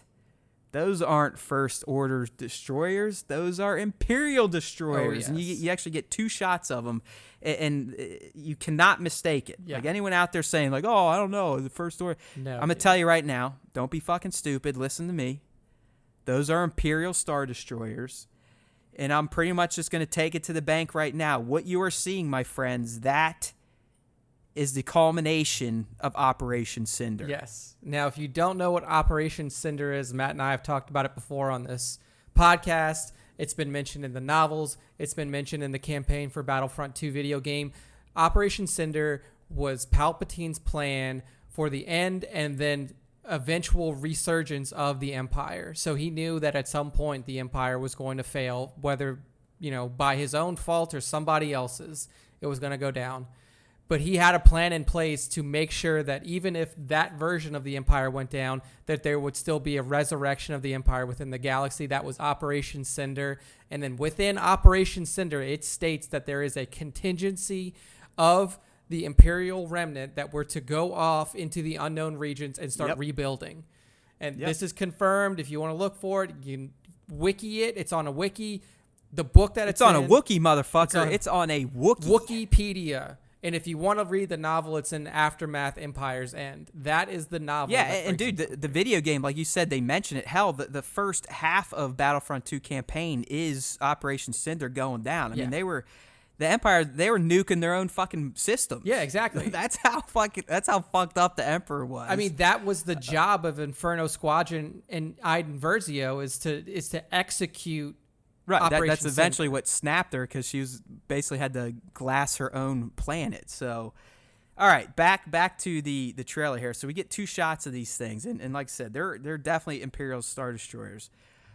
But if throughout in the trailer, we also get a shot of a laser blast coming down. It looks very much like a Star Killer base laser blast. We know there's not going to be another Star Killer base, but based on some MSW rumor knowledge, this again feeds into the whole Operation Cinder thing because they said that these new Star Destroyers are outfitted with Death Star guns. Yeah, Death Star level weaponry. One of the shots where you're looking underneath them, if you catch the light right, you can see it looks like a fucking cannon on the bottom of these Star Destroyers. So that shot in the trailer of a planet getting wasted, which I'm going to go with Kijimi, that's probably coming from this fleet. So this fleet, as we speculated based on some of the rumors out there from MSW, that this is where the Sith troopers are probably at. This is the fleet that I'm assuming Kylo at least has been looking for, and possibly the Resistance through this, that, or that MacGuffin, the Oracle we talked about. This is the fleet. Yeah. This, pretty much like I said, it confirms in my mind that this movie is taking elements of Operation Cinder, if not all of it, and using it. I mean, if you think about this fleet, this is a galaxy-destroying fleet. This is not. Yeah, I mean, dude, look at it contrasted to that little podunk shit that the Resistance fighters are rolling up to fight with. Yeah, I mean, it's not even close. I mean, we don't even see the whole damn shot. You could argue there's thousands of those Star Destroyers. Oh yeah, you can see rows continuing off of the screen. Like, there's just so many of these things that, like, they could literally, if they chose to, destroy the entire galaxy in one fell swoop. Just go through, blow up every fucking planet, and annihilate the whole thing. But, like, and even Nick, the look of the atmosphere they're in, it also goes with the descriptions MSW that we riffed on. I mean, it's a chaotic part of the universe. There's gravity wells. I mean, these fuckers have just been trying to stay alive out here, so they're probably going to be hard-nosed, ready to roll, essentially killing machines. Exactly. Like, there are no nonsense. These are not the fucking First Order troopers or stormtroopers that you've seen in the past. These are killers, hardened killers. Right. As Nick said, I mean, you would think if the Emperor kicked off this plan and he chose certain remnants or certain factions of the Empire to just go out here, you would assume these are the baddest of the bad, the special forces, the Sith troopers. You know what I mean? These aren't the bozos. These aren't the Vader fleets where he has nothing but nincompoops as his admirals and captains. Yeah, you know what I mean? There's no Nitas here. There's no Piets. These are fucking hard-nosed killers. Yeah, and I mean, like you said, you see the size of the Resistance fleet juxtaposed to the size of the Sith fleet. It's fucking laughable. Do you think that at this point, like, they just, what do they do? Like, they have to link up with the First Order for even a chance.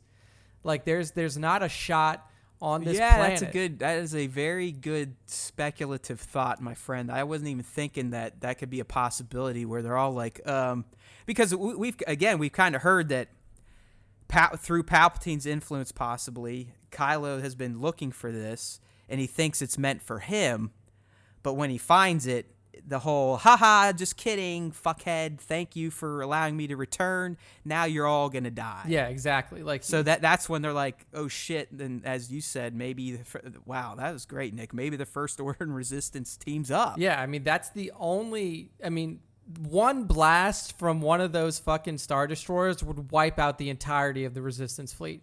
The only chance that they have at even a remotely fair it'd be fight, like the Battle of Endor, when the Emperor fired up the Death Star and he was just cherry-picking capital ships. He's like, okay, that one's dead, that one's dead. I mean, one shot, one kill. Yeah, exactly. One shot, one kill.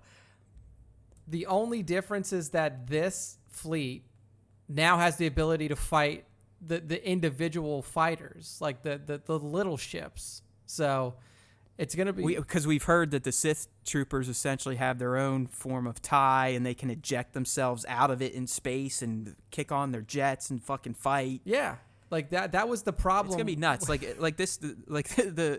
If I was a Resistance, and I doubt these shots go hand in hand because the Resistance, obviously the sky is much different colored. Maybe they're on their way, but I could see this playing out where they all come out of hyperspace, see this, and that you see the entire fleet just turn around real quick and fucking hyperspace back out like, feet don't fail me now. Get me the fuck out of here. Yeah, it's like, this is clearly a bad idea. But yeah, I mean... Yeah, they're like, see ya.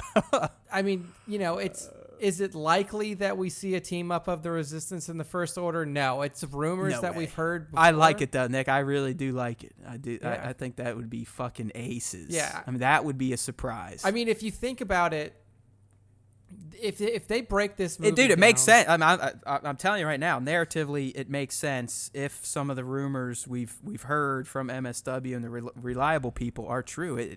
It very well could make sense. Yeah, I mean, it would be the only way that this would even be. This isn't even to the level like we were seeing with the Ewoks versus the Empire. Like that was even a more fair fight than this. Not even close. I could also see this Sith fleet, Imperial fleet, whatever you want to call it, unknown region fleet, showing up and eliminating any First Order presence right off the bat. Yeah, just toasting them immediately. Just fucking wax fucking Hux's fleet gone. Oh, yeah, because like just boop, boop, boop, boop, Kylo, boop, boop, boop. If this Wayfinder device that he gets from this Oracle does lead him to this fleet, then like, and it is the trap that we're expecting it to be, then yeah, like this motherfucker is going to blow up everything. Like they're not going to spare anybody. And Homeboy's going to be cackling the whole time. Like, ha, ha, yeah. Ha. Just, man, come on, December. All right. I wouldn't really say there's anything interesting here, but the Rey training montage I thought was kind of cool. Finally get a legit lightsaber throw in a movie. Yeah, it shows that, we have not seen a video game lightsaber throw yet. I mean, Darth Vader just kind of heaves his at Luke in Return of the Jedi, but it doesn't come back to him. Yep. I mean, this very clearly looks, and she's using a training remote like the younglings and Luke did to practice. But she fucking throws the thing, and it comes back to her. She's practicing with a stick. She's got this red thing on her hand. What the fuck do you think that is? Yeah, I don't know. I mean, what do you think that red cloth is for? It's like hanging from her too, so it's not like a glove or a bandage. Yeah, I don't know if is it like a wrap, like she can wrap it around her exactly, hand but something? it's hanging off of her, like she wrapped it once like a bracelet and then it hangs. Yeah, I'm not sure. That's a good piece of information there. It almost looks like it could be like cloth from somebody, like almost like a remembrance of somebody. Like, exactly. Yeah. That's kind of what I'm getting at. Like, is this from somebody that died? I don't know. I mean, and why is she training with a stick when in the opening scene of the special look she still has her bow staff? Yeah. So interesting stuff. I don't know. I just wanted to bring that up. Okay, a good one we can probably riff on for a little bit here. Rampo in full effect. I mean, he doesn't have his guns yet, but I'm telling you right now, just based on 000, the red eyes in the protocol droid pretty much means he is programmed to murder. Yeah, he's now fucking HK-47 level. Let's kill some exactly. shit. 000, he's gonna rip his hand off and put on, basically a pizza cutter, Edward Scissorhands. So I guess why, Nick? Is this something the Resistance is doing? Is this something that just happens? Did someone capture him and they're doing this? Yeah, I don't think it's going to be and we've heard that C-3PO is going to be unlike ever before. I feel like it's like a last resort thing. It's like we need every capable, like, the old line from war movies, we need every capable soldier on the field. And like C-3PO is a body. All he needs, like you said, is a reprogramming to go from protocol droid to assassin droid. And we can see that they still... The protocol droids, as they're built, they're still not very nimble. Yeah, a little stiff. I mean, they still kind of walk like they have a stick up their ass. But I could see it like, just, hey, man, stand here. I'm going to throw a bandolier on you and give you a Gatling gun and just fucking sit here going, oh, yeah. Die, Jedi scum. Yeah, I mean, I could... Every Star Wars movie that's ever come out has had some sort of, comedic little pieces in it. And I feel like C-3PO in this role is probably going to be used in that way, Oh, I'd love it. I'm sure there'd be some assholes out there like, oh, you can't have funny stuff in Star Wars. It's too silly. It's like, the prequels are nothing but silly. Yeah, exactly. Like, what do you think the Jawa scenes were in A New Hope? Like, of course, it's all comedic bullshit. Like, here's some other stuff I've been thinking on C-3PO. And this is, if we're thinking maybe Anakin Vader could be tied in. I mean, who created him? Yep, that's Anakin. What type of programming could be hidden in him? Oh, yeah, that's a good call. You know what I mean? Yeah. Like, there's some sort of, like, trigger word. Maybe they learn that they need some information from Anakin or some shit, and they learn that they can get it through C-3PO's deep down memory core. I don't know, man. But I think it's the red eyes to me it's kind of a giveaway that he's going to go postal. Yeah. I guess the question is, why? Is it the good guys doing it? I kind of am leaning on Nick's idea of like, hey, we just need Murderbot. Yeah, we need somebody. But it could be something sinister. I mean, I think we've also read that C-3PO getting squirrely happens on Kijimi, and that also kind of spawns their egress. Like, okay, this happened. We got to get the fuck out of here. Yeah. There's a lot of opportunities. I mean, the idea that there is some sort of hidden programming or like, them probing his deep memory stores triggers something is a good, solid call. I like that. And it's out there though, but I think C-3PO is high on the not going to make it out of this movie list. Oof. I don't know how you feel about that, but I mean, we know that there needs to be OT deaths in here. There's not a lot left. You got Chewie, you got C-3PO, you got R2-D2, Lando Calrissian, and Leia. We didn't see Lando in this trailer, but God, it's just like, I don't think that you can kill Chewie. I just don't think you can. No. But I could see Goldenrod going out in a blaze of glory. Oh yeah, I can see them. I can see him going out. I could see R2. It'd always be perfect because he's always been the big pussy, the big coward. Exactly, and to have him go out where he possibly saves a main, kind of like K2 does. That'd be pretty poetic. Yeah, it would be. That would be a fitting. I don't want to see it. Like I don't like seeing the old guys die. I mean, honestly, it's kind of my thing with I feel worse for animals suffering than humans. Yeah. I kind of feel the same way with droids and cyborgs and shit in Fake Land. It's just like the way, because you have to write them so good for them to have meaning. Like, you couldn't have written a better death for any character than they did for K2 in Rogue One. Oh, it was fantastic. Because his relationship with Jyn went for full circle, and it also showed you how much he cared about his buddy Cassian. So yeah, I mean, I don't know, but we got Red Eye Rampo, and we're sticking with that. I'm still going with, we coined that term, even though I've seen it everywhere now. Other interesting shots, I'm thinking the one of Kylo. Again, it's kind of a snowy-looking planet. Is that Kijimi? Is it the planet that has the Death Star on it? We clearly got a shot of them fighting on the Death Star. Yep. What I didn't understand are people going like, oh, I wonder what they're fighting on. And that's where I just go, how do you even call yourself a fucking Star Wars site? It's like, dude, There's a fucking turbo laser turret right to the left. Yeah, that almost looks exactly like the trench that fucking Luke ran through in Episode 4. What do you mean? What are they fighting on? Yeah, and you saw like the big fucking image that everybody has on their site about the original trailer is the fucking Death Star husk submerged in a lake or some sort of sometimes like sometimes I don't get it. Yeah. All right, man, it's time for the big one. Yeah. And that is what has become known as DSR in our world because we're lazy and we don't like speaking long words or typing them.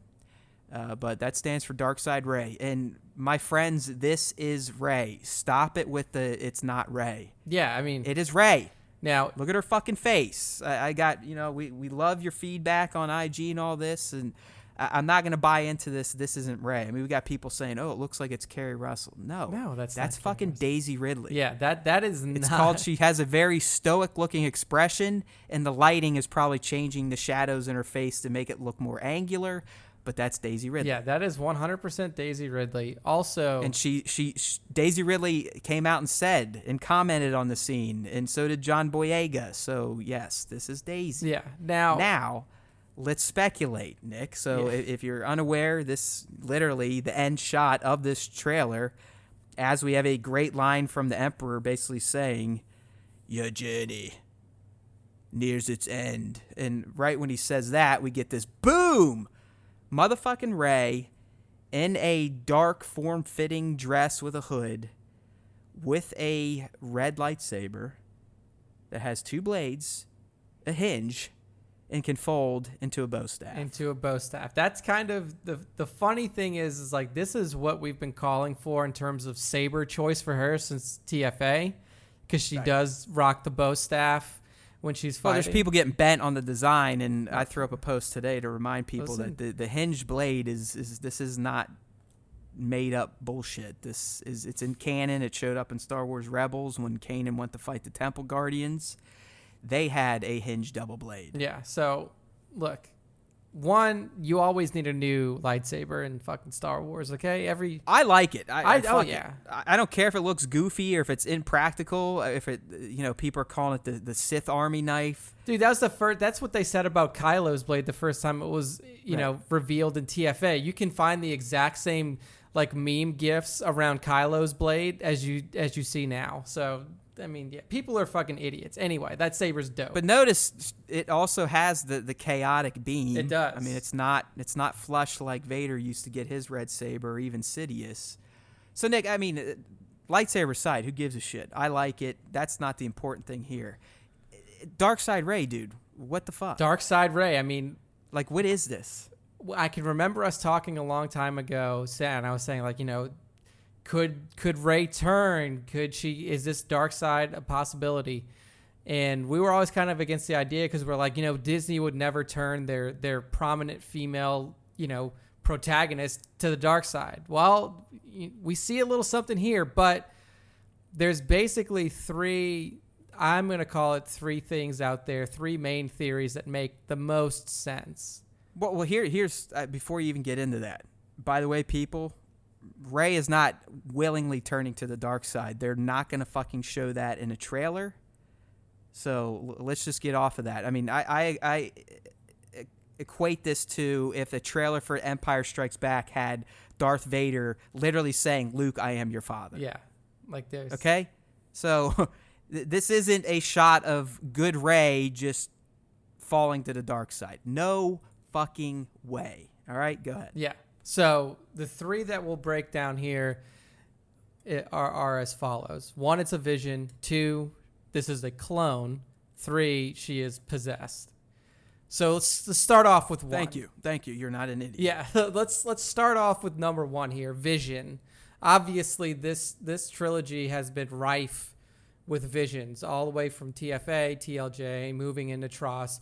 Visions are a key part of this trilogy, seeing into the past, seeing into the future.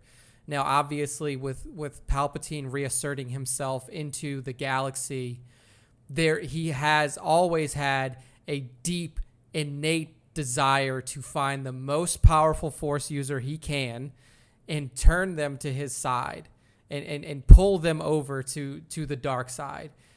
That could be displayed here in this vision. A vision that Rey sees of herself kind of... He's always needed the muscle, right, Nick? The guy is a brilliant mind. I mean, he can work anyone over. I mean, he worked the entire Jedi Council over. But it's always felt like he's needed the muscle. Yeah, exactly. Like I don't want to call him a feeble old man because at the end of episode 3, you basically see him fighting the best lightsaber practitioner the Jedi had. I mean, he kicks the shit out of GMY. Yeah. I mean, he kicks the shit out of Yoda. Yeah, and I mean, like, even if you go into the Clone Wars series, he takes on Savage Opress and Maul at the same time. It just fucking wrecks him. Yeah. It's not even a competition. Yeah, but he needs that menacing presence. That's what he had. Like, he didn't really have it. Like, Dooku was the face of the CIS, and then he had Vader. He always has. You're right. He always has a face man, an enforcer. That's what he needs. Yeah. So, and knowing he would know Rey's strength. So this vision that she may be, having a fucking nightmare and seeing this possible future for herself. And that's why we see DSR, Dark Side Rey, here. So do you think the whole voiceover of Palpatine, again, who's he speaking that to? I definitely, there's a lot of people who are like, oh, it's Kylo. I don't think it's Kylo. I really don't think it's Kylo, because I think I think he may be done with Skywalkers. Like, he took his shot at a Skywalker. He got killed by a Skywalker. I don't think that he's going to do it again. I don't think he has any interest in Ben. So this vision, is this something Rey's seeing, Kylo's seeing? Is it being put into her head from Palpatine, kind of like what Snoke could do? Yeah, that's kind of my Where thought. do you think she is? I mean, it kind of looks like black halls, maybe Mustafar, maybe a castle. Could be. There's some craggy walls. This definitely does not look like the interior of the Death Star to me, because it looks... In the outfit here. Yeah.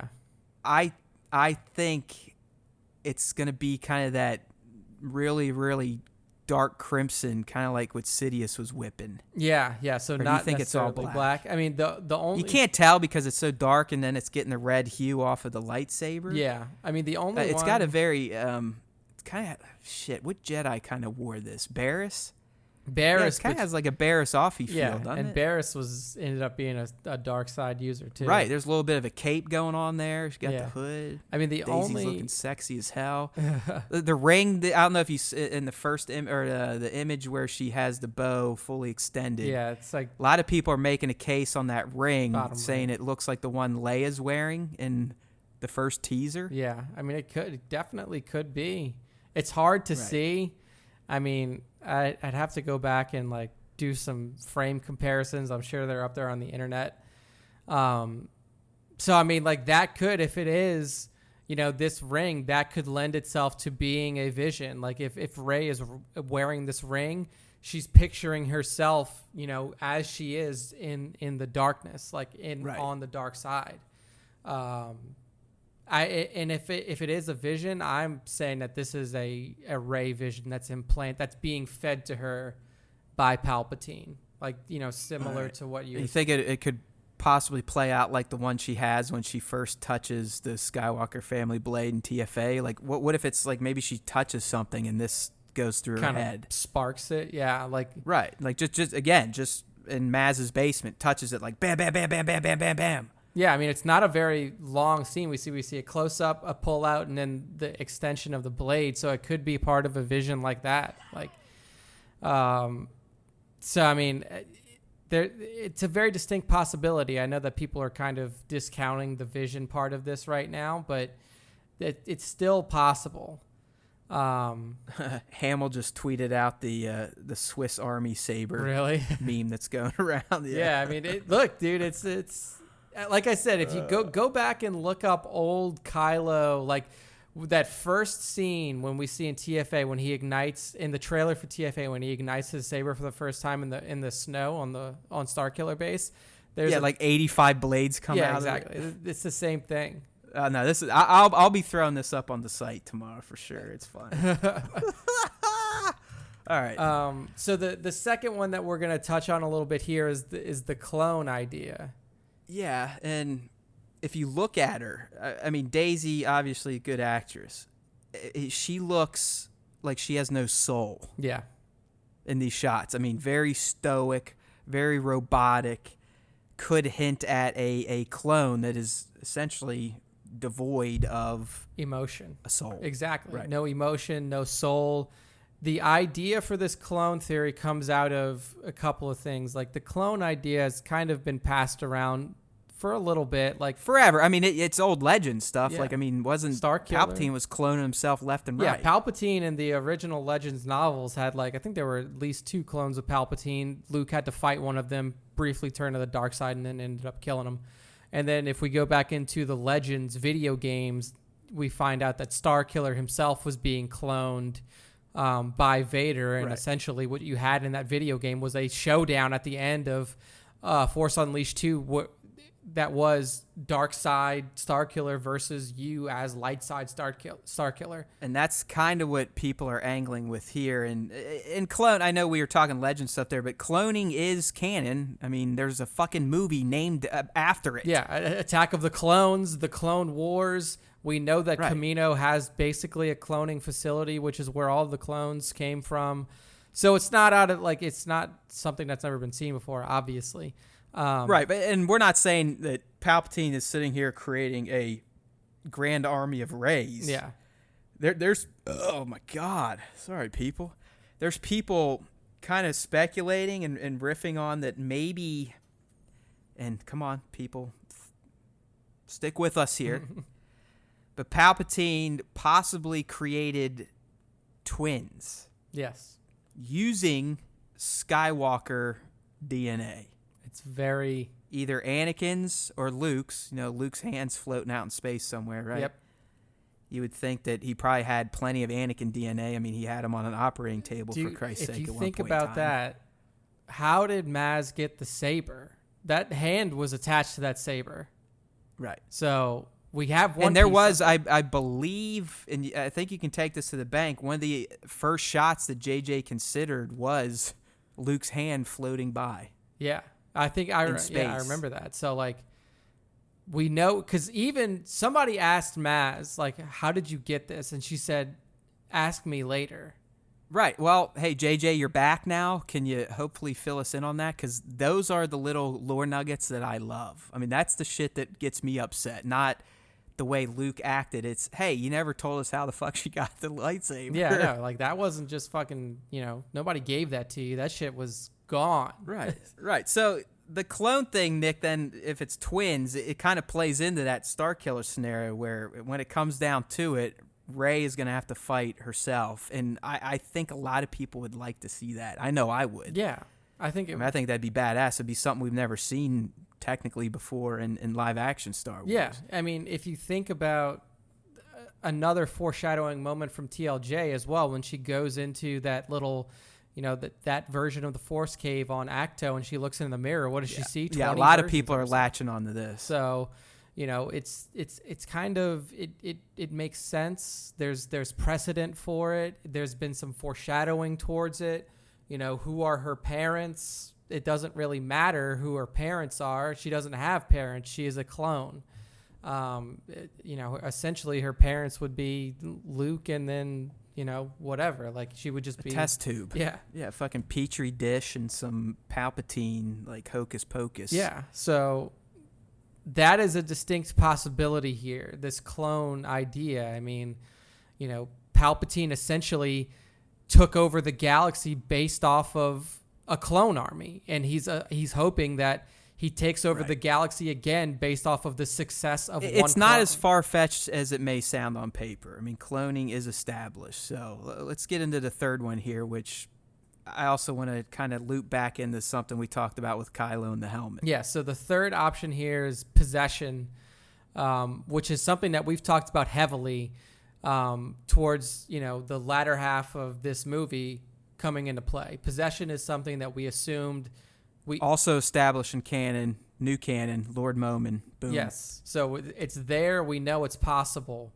Now it's been thrown out that, well, one, we know Palpatine doesn't have a body. His body was destroyed. He needs a host.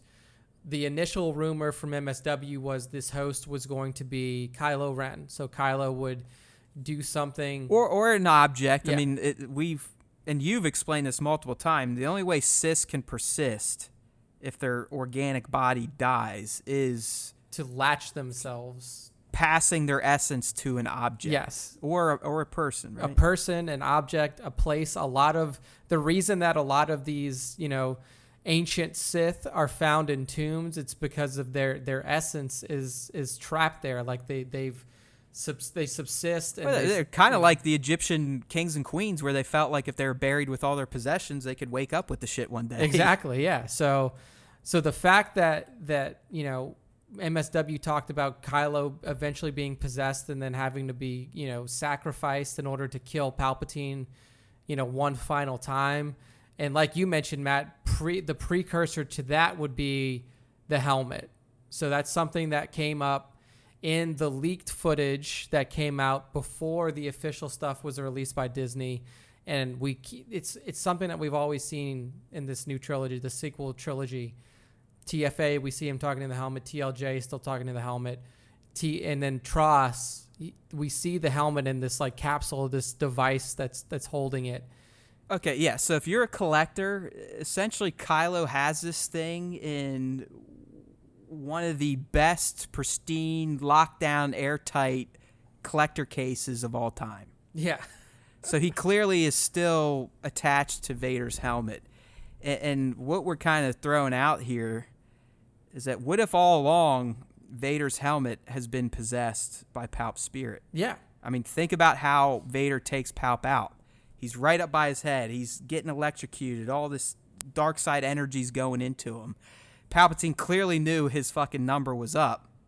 He could have easily been like, all right, I'm passing my shit into this helmet. Mm-hmm. Yeah, and I mean... So all along, Kylo has been thinking he's been paying respect to his dead grandfather, but what if he's just been eating like Palpatine influence unknowingly all along that he's had this helmet? Oh, yeah, and I mean... And the helmet's going to make another appearance in TROS, so it's not just a throwaway item at this point. Yeah, even, going along that line of thinking, too, if that's the case and Palpatine's sucking up all this, he knows that Kylo is weak.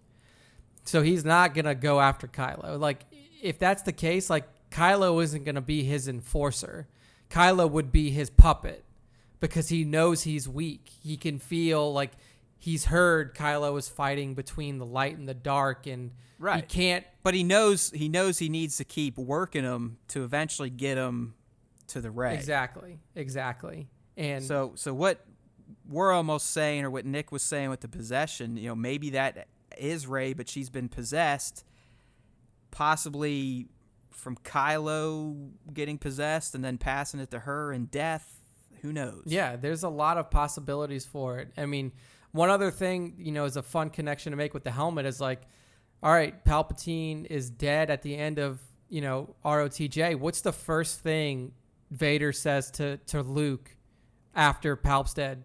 Take this mask off. So he's like, immediately get this thing off of me. No. Yeah, I mean, you know, that's really reading into it. But hey, yeah, I mean, we could retro make that work. Yeah, you know, do a little retconning. Obviously, yes, I know he says he wants to take the mask off so he can look at Luke with his own eyes for once.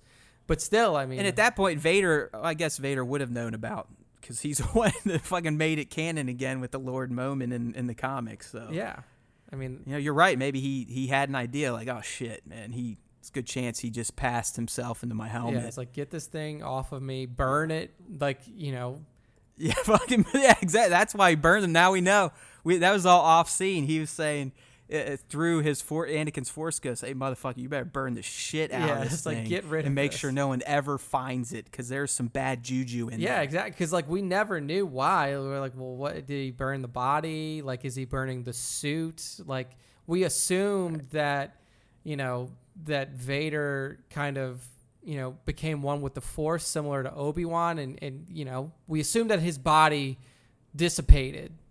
It took him a while to get there. He wasn't, I mean, Obi-Wan so far has been the only one, I guess Yoda too, where they're just like, all right, I'm out, see ya, and they disappear. Yeah, I mean, you know, that scene where we see kind of Vader drop back, you know, he wasn't quite, maybe he had like a breath left in him. He gets in the you know, the lander, and then all of a sudden, boom, body's gone. Well, he was also, I mean, this guy had spent, 30 plus years kind of being an asswipe. Yeah. So the Force probably was like, well, we're going to give you a little bit of a buffer before we let you had to throw you in the Force purgatory before we could take the body we're going to let you kind of think about yourself for a little bit. I mean, and then when the Ewoks celebrate, we'll break you out. I mean, really, the only thing that the Force needed to take was his head and like 1/3 of his torso. There wasn't a lot to go. So all of it. All right. So, Nick, I guess out of your 3 scenarios, which one do you not want it to be? Which one do I not want it to be? I don't want it to be a vision, because I want it to be, I want this, if this is going to happen, I want it to be substantial. I want this to be something that's like, holy because if it's a vision and then it's up there for 10 seconds, it's gone, and then nothing comes of it, it's like, well, that's a great tease. Like, it was something super good to put in like a D23 trailer like this. But there was no substantial happening that comes from it. Right. So I want Dark Side Rey to be a thing, and I want it to be a force to be reckoned with in this movie. All right, so clone or possessed? To you, what would make you happier? I like possessed more, depending on the situation. I do too. So I've never liked the clone shit. I've never liked it. Even when it was Legend, I never liked that. It's like, it's cheap. It's bullshit. Yeah, I mean, it's like, just clone. Just fucking clone. It's so easy, where I kind of like the more supernatural possession shit, especially because it ties into Sith lore. Yeah, exactly. It would make sense. He passed himself to Vader, and that's why Ben's so fucked up. I mean, he's literally essentially has Palpatine's guts with him at all times. Yeah, I mean...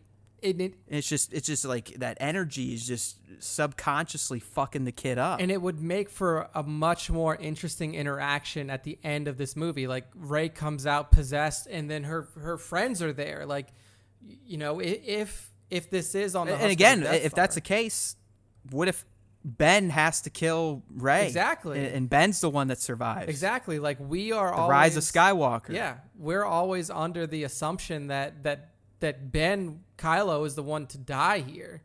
But like, Have you seen the threads going around where a lot of people think that Ben may be a secret agent on a deep ass undercover mission? I have not seen that, but I mean, it's intriguing. That's going around now too. That he's literally kind of let himself fall and do all the horrible shit with an end game of getting Palpatine finally. Okay, so there wasn't he knows what's going on. He's playing into all of it to kind of do a huzzah moment at the end. Yeah. So even Uncle Luke wouldn't be in on this. Like Luke wouldn't know. Correct. Would be what a fucking mind. Like Kevin Smith said, like it's gonna melt your mind. Like what a fucking mind melt that would be. Like, all along, Ben was able to hide it from everybody, and he took one for the team. He scarred his soul. Yeah. And just he knew what he had to do, just like Palpatine or Yoda when they had their visions. They know what could happen, and he knew, all right, this is the end game. This is what I got to do to get there. Yeah. I mean, holy shit. Go ahead. Yeah, I mean, that would be the way, I mean. That would be pretty shocking to have Rey go down after being possessed, and he's the one that kind of puts her out of her misery and saves the day. Yeah, I know, right? Like, maybe the Skywalker is Ben here, Everybody's always under the assumption, even me for the majority of this trilogy, even up until now, like that Rey has like the Skywalker lineage, but like maybe it is Ben. Maybe he is the one. I don't know, man. It was good stuff. It was only a little minute, but I'm telling you that Dark Side Rey consumed everyone the moment that got out, and then we finally got it on Monday, so that's why we're talking about it now. We were not at D23. We were watching from home like the rest of you, but now we just riffed the motherfucking shit out of it. So I'd assume we're probably going to get a major trailer, probably the next 2-minute plus trailer in October. Yeah. And then from there, it should just be TV spots with footage from that mega with new scenes sprinkled in. But I like where this one left us. And like I said, they're not going to show this dark side version of Rey if it's actually her turning bad. There's no way. So I think Nick's right on with his 3 theories. It's just which one is it? We're just going to have to wait and see. All right. Well, hey, guess what? We're still not done, my friends. I don't know what the fuck Nick and I were thinking, but we're still not done. And that's because we have the segment that most of you are here for, and you've probably just skipped the last 2 hours of content we talked about. But that is the Instagram top 5 Star Wars artist features of the week. I line them up. Nick knocks them down. Here's his top 5. Yes. Number 1 of the top 5 this week. One, I have to say that this one was a little tough. One of our top 5ers this week put out a ton of good content, and it was hard to pick just one, but we'll get there soon. First one up, we have the Ramvar. And what I really like about this shot is that this looks like we have Chewie here, we have Rey here on Acto, and Chewie is just fucking throwing around First Order and troopers. That's what did it for me too, Nick. Yeah. I mean, just it literally, he's playing like Stormtrooper bowling. Yeah. You got one Stormtrooper that's like completely knocked out on a rock. You got another Stormtrooper that he's fucking thrown off the side of the cliff. And then you have another Stormtrooper up here that's like kind of leaning in. He's like, do I want to fucking do this? I just saw both of my that friends. guy's definitely going, what the fuck did we just get into here? But so at _Ramvar, RAMVAR, also like I don't know if this was a practical shot that was taken outside and this was actually like the cloud pattern that was there. I believe so. I think this is all real, and you're right. That cloud just kind of adds to it. It makes it feel very Acto-y. Oh, yeah, absolutely. And what I like about this, and this is something that we rarely see in shots that have a figure that's using a lightsaber, is the lightsaber itself is not animated. Yeah, he didn't even fuck with post-processing. I give him credit. Yeah, He's like, fuck it. He said, my shot stands on its own.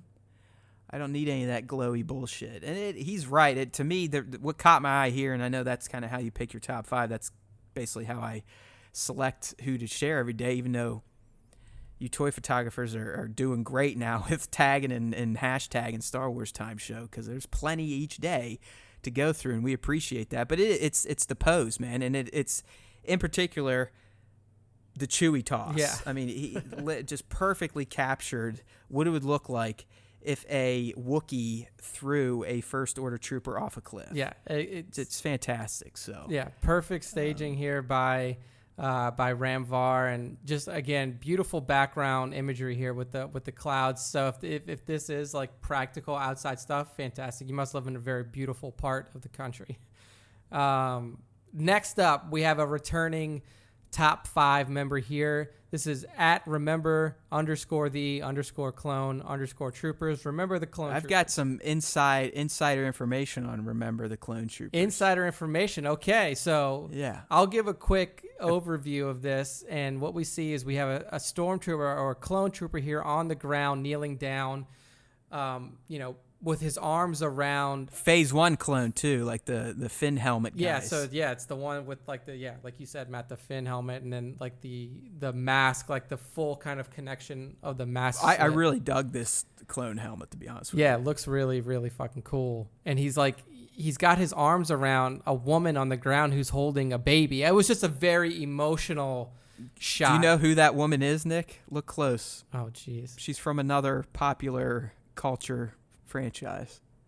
White hair with the baby. God, it's gonna kill me when you say it. It's Dani. Oh God, it is. It's Dani. It's the fucking mother of dragons, the mother man. of dragons. Good. How the fuck? Wow. Yeah, that's fantastic. And the baby she's holding, I can't tell if these are 1/6 scale or 1/12 scale. I'm thinking 1/6 scale because it looks like Dani has real hair. Yeah. And if they are, that could very well be Baby Luke from the Revenge of the Sith Hot Toys Kenobi Deluxe set. Oh wow! I mean, if you're listening, remember, fill us in. Are these 1/6ers, 1/12ers, and who's Dani holding? And is that Dani? I'm pretty sure it is because she even has like a little blue thing on there. Yeah. Now that you say it. But yeah, the insider stuff on Remember the Clones, apparently he's related to Triple P. Oh, yes. I remember this coming. Papa Palpatine. I don't know if they're brothers, cousins, or whatever, but they're definitely talented toy photographers. Yeah, I mean, Triple P, that's a little, foreshadowing to what's coming up later on in the top And I 5. believe at one point in time, Triple P told us it would be his dream to be featured in the same top 5 as Remember the Clone. Really? If he said that, Papa, listen in, because this is your day, buddy. And we didn't even, this isn't even coordinated. No. I mean, I never even told Nick that you guys are related and you'd like to be featured together. This just all kind of happened through the Force. No, yeah, absolutely not. I mean, I go through the top 5. Matt literally does not know which ones I'm going to pick. He just throws them up there. I mean, but this shot by Remember is just beautiful. I mean, the way that you have the lighting coming in from the right side of the picture, just the emotional kind of presence that's felt here. Fantastic work by Remember the Clone Troopers. So yeah, it is. It's not an action shot. It's more like a shot of a clone caring for the weak. Yeah, it's almost like kind of, if you've seen war movies where exactly, a city is being shelled and right. There's a soldier is kind of protecting grabbing a a mother and her kid Yeah. or something, or sacrifices himself to save a citizen. So yeah, it's a great shot. Exactly. So beautiful job there by Remember the Clone Troopers. So next up we have another. This is another new attendee to the top 5, but it seems like it's a pretty big and known account. Oh, I think Non's never made top 5. Non's never made top 5 before. I saw it. So I know we featured him, I've featured him before because the dude clearly based on this Yoda shot is a fucking pimp. Oh yeah, I mean, so what we see here is it's Yoda. So this is Hermit Yoda, Dagobah Yoda, and Hobo Yoda. Hobo Yoda. Hobo Yoda for those people who play Swago. That's what we call him. And he's on Dagobah, and he's just going about his Hobo Yoda day. Yeah, and Nick's not fucking kidding. I really think Non went to Dagobah to shoot this. Yeah. I mean, the dio he's using here, or if he actually went to a swamp. I mean, there's real moss. It's wet. The tone of the shot looks very Dagobah-ish. You got some tree roots in the back. I mean, the little snake that comes with the Yoda figure made the shot. I mean, it's just boom, boom, okay symbol, awesome. Yeah, I mean, this is just very authentic feeling. Perfect in terms of just the staging, the framing, the background, the entire setup of this image just is absolutely perfectly executed. So this cape, this this garment that he's wearing, does that come with the figure or is this custom made? No, that actually comes with Yoda. The staff or his cane comes with Yoda. The little necklace comes with Yoda and the snake. And this is actually, Nick, it's a re-release. They're Black Series Hasbro. A lot of these figures that we want were released many years ago and have been vaulted. You can't get them. You got to pay an arm and a leg on eBay, and they kind of look like shit because they weren't using that digital face paint stuff. Yeah. This Yoda is a new version of one they previously released. It just came out this year in the archive series of Black Series figures, and you can tell. I mean, just look how good his little face looks. That's what I mean. Yeah. This shot just feels. It's picture perfect hobo Yoda. Yeah, exactly. Like everything about it is just well executed, and it's just perfect. It's perfect. I don't know what else to say. Matt said it all, but it looks like a fucking movie still. I mean, this is like if Frank Oz was just kind of hanging out on set during Empire, and someone snapped a picture of his puppet. Oh yeah, absolutely. So this is at non_1072 on Instagram. Guys clearly got a huge following, 16.6K followers. Beautiful work here. And again, this is one of the guys where you can scroll through his feed and every one of them is a banger. Like we could put any one of his shots up there. So. Pretty much. So well done, sir. Well done.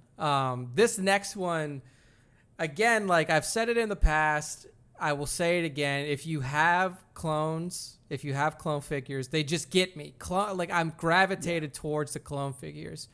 And with Nick likes men in armor. Yeah, men in uniform. So this comes from Drew Originals. Another. He may have a Village People record. It might be hanging right above this computer screen. Young men. But this is from Drew Originals, a new account to the top 5, and it looks like. Who, by the way, I mean, I've been throwing him up for a little bit here, but this guy he's kind of like Jason B. Michael, where they kind of like dabbled their toe in the hobby, and once they started getting reactions, they just went nuts. And their skills and what they're putting out at this point is mind-boggling. Yeah, I was gonna say, like, if you scroll through his feed, if you start at the bottom and go up, every shot gets better and better and better. Yeah, that's what I mean. Like, and this is a quick improvement. I mean, you're talking to someone that's been doing this for years. I still look like I don't know what the fuck I'm doing sometimes. And that's a lot of times because I'm sharing shots that literally are 2 or 3 years old.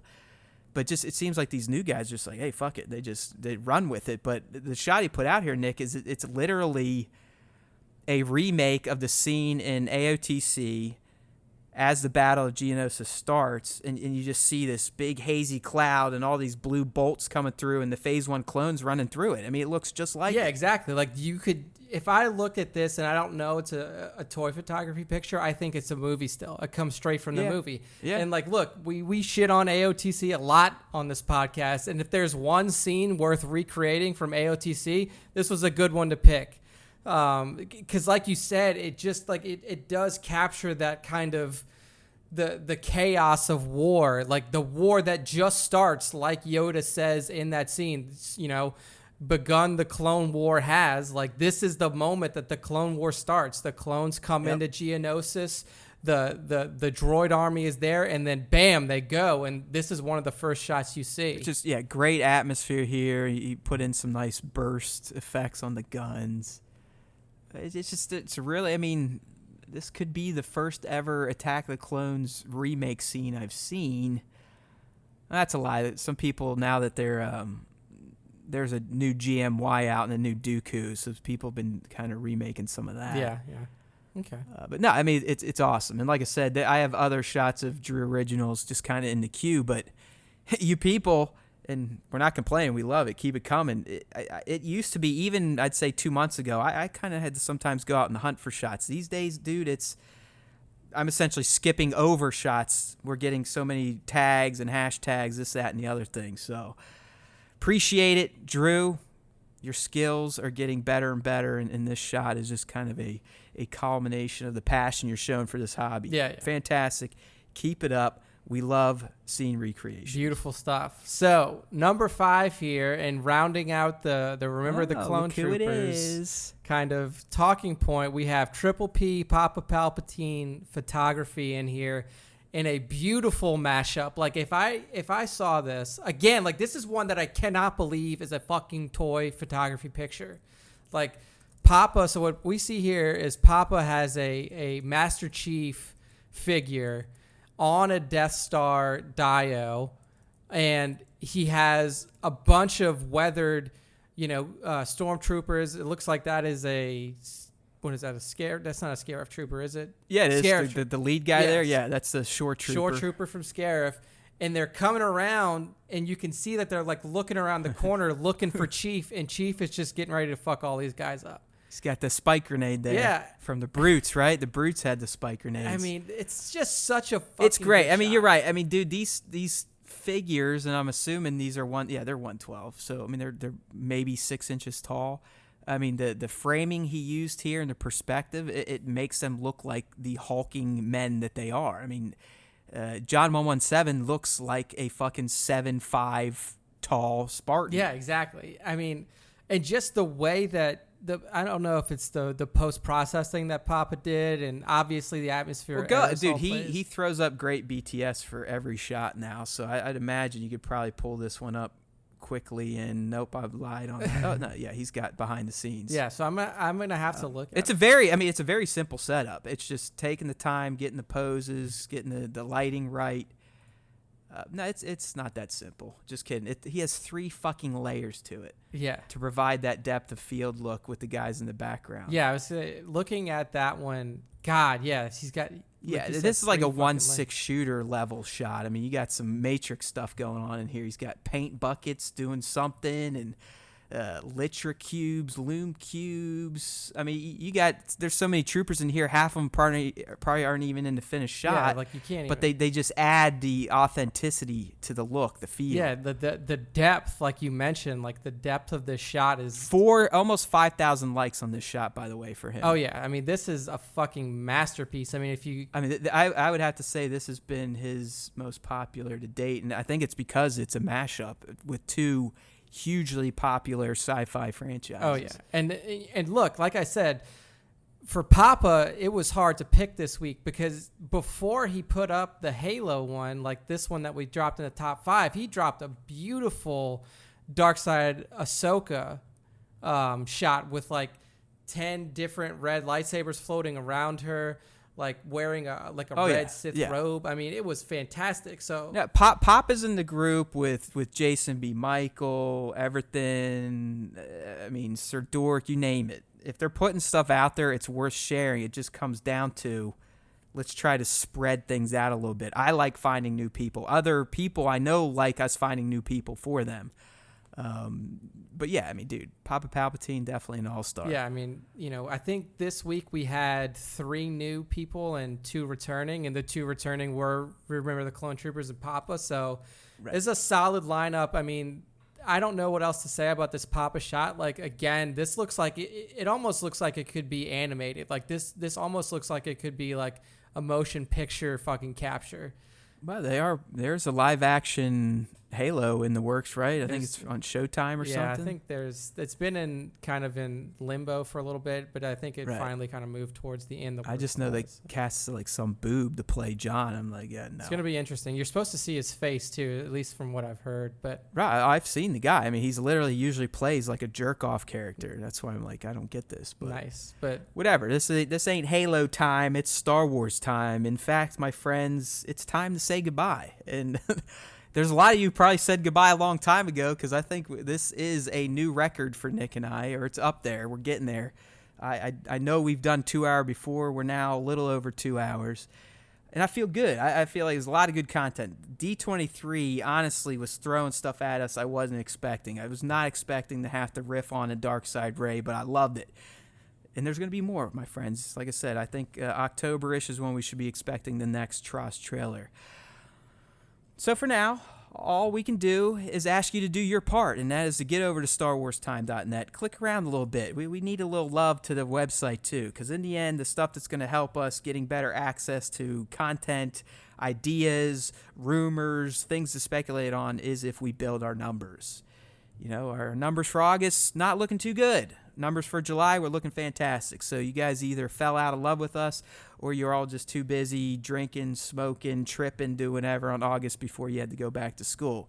Either way, StarWarsTime.net, hit it up, subscribe to the podcast, up at the top, hamburger menu if on mobile. We're on all the platforms. It doesn't matter. And if we're not, you can also get us on YouTube or just grab our podcast RSS feed and throw it into a reader of your choice.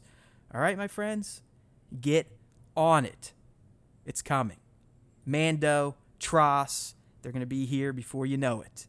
And we'll be here breaking them down, fanboying out, and giving you our hot takes, even if they're stupid, because that's what we like to do. And remember, if you listen to the Star Wars Time Show, the Force will be with you always.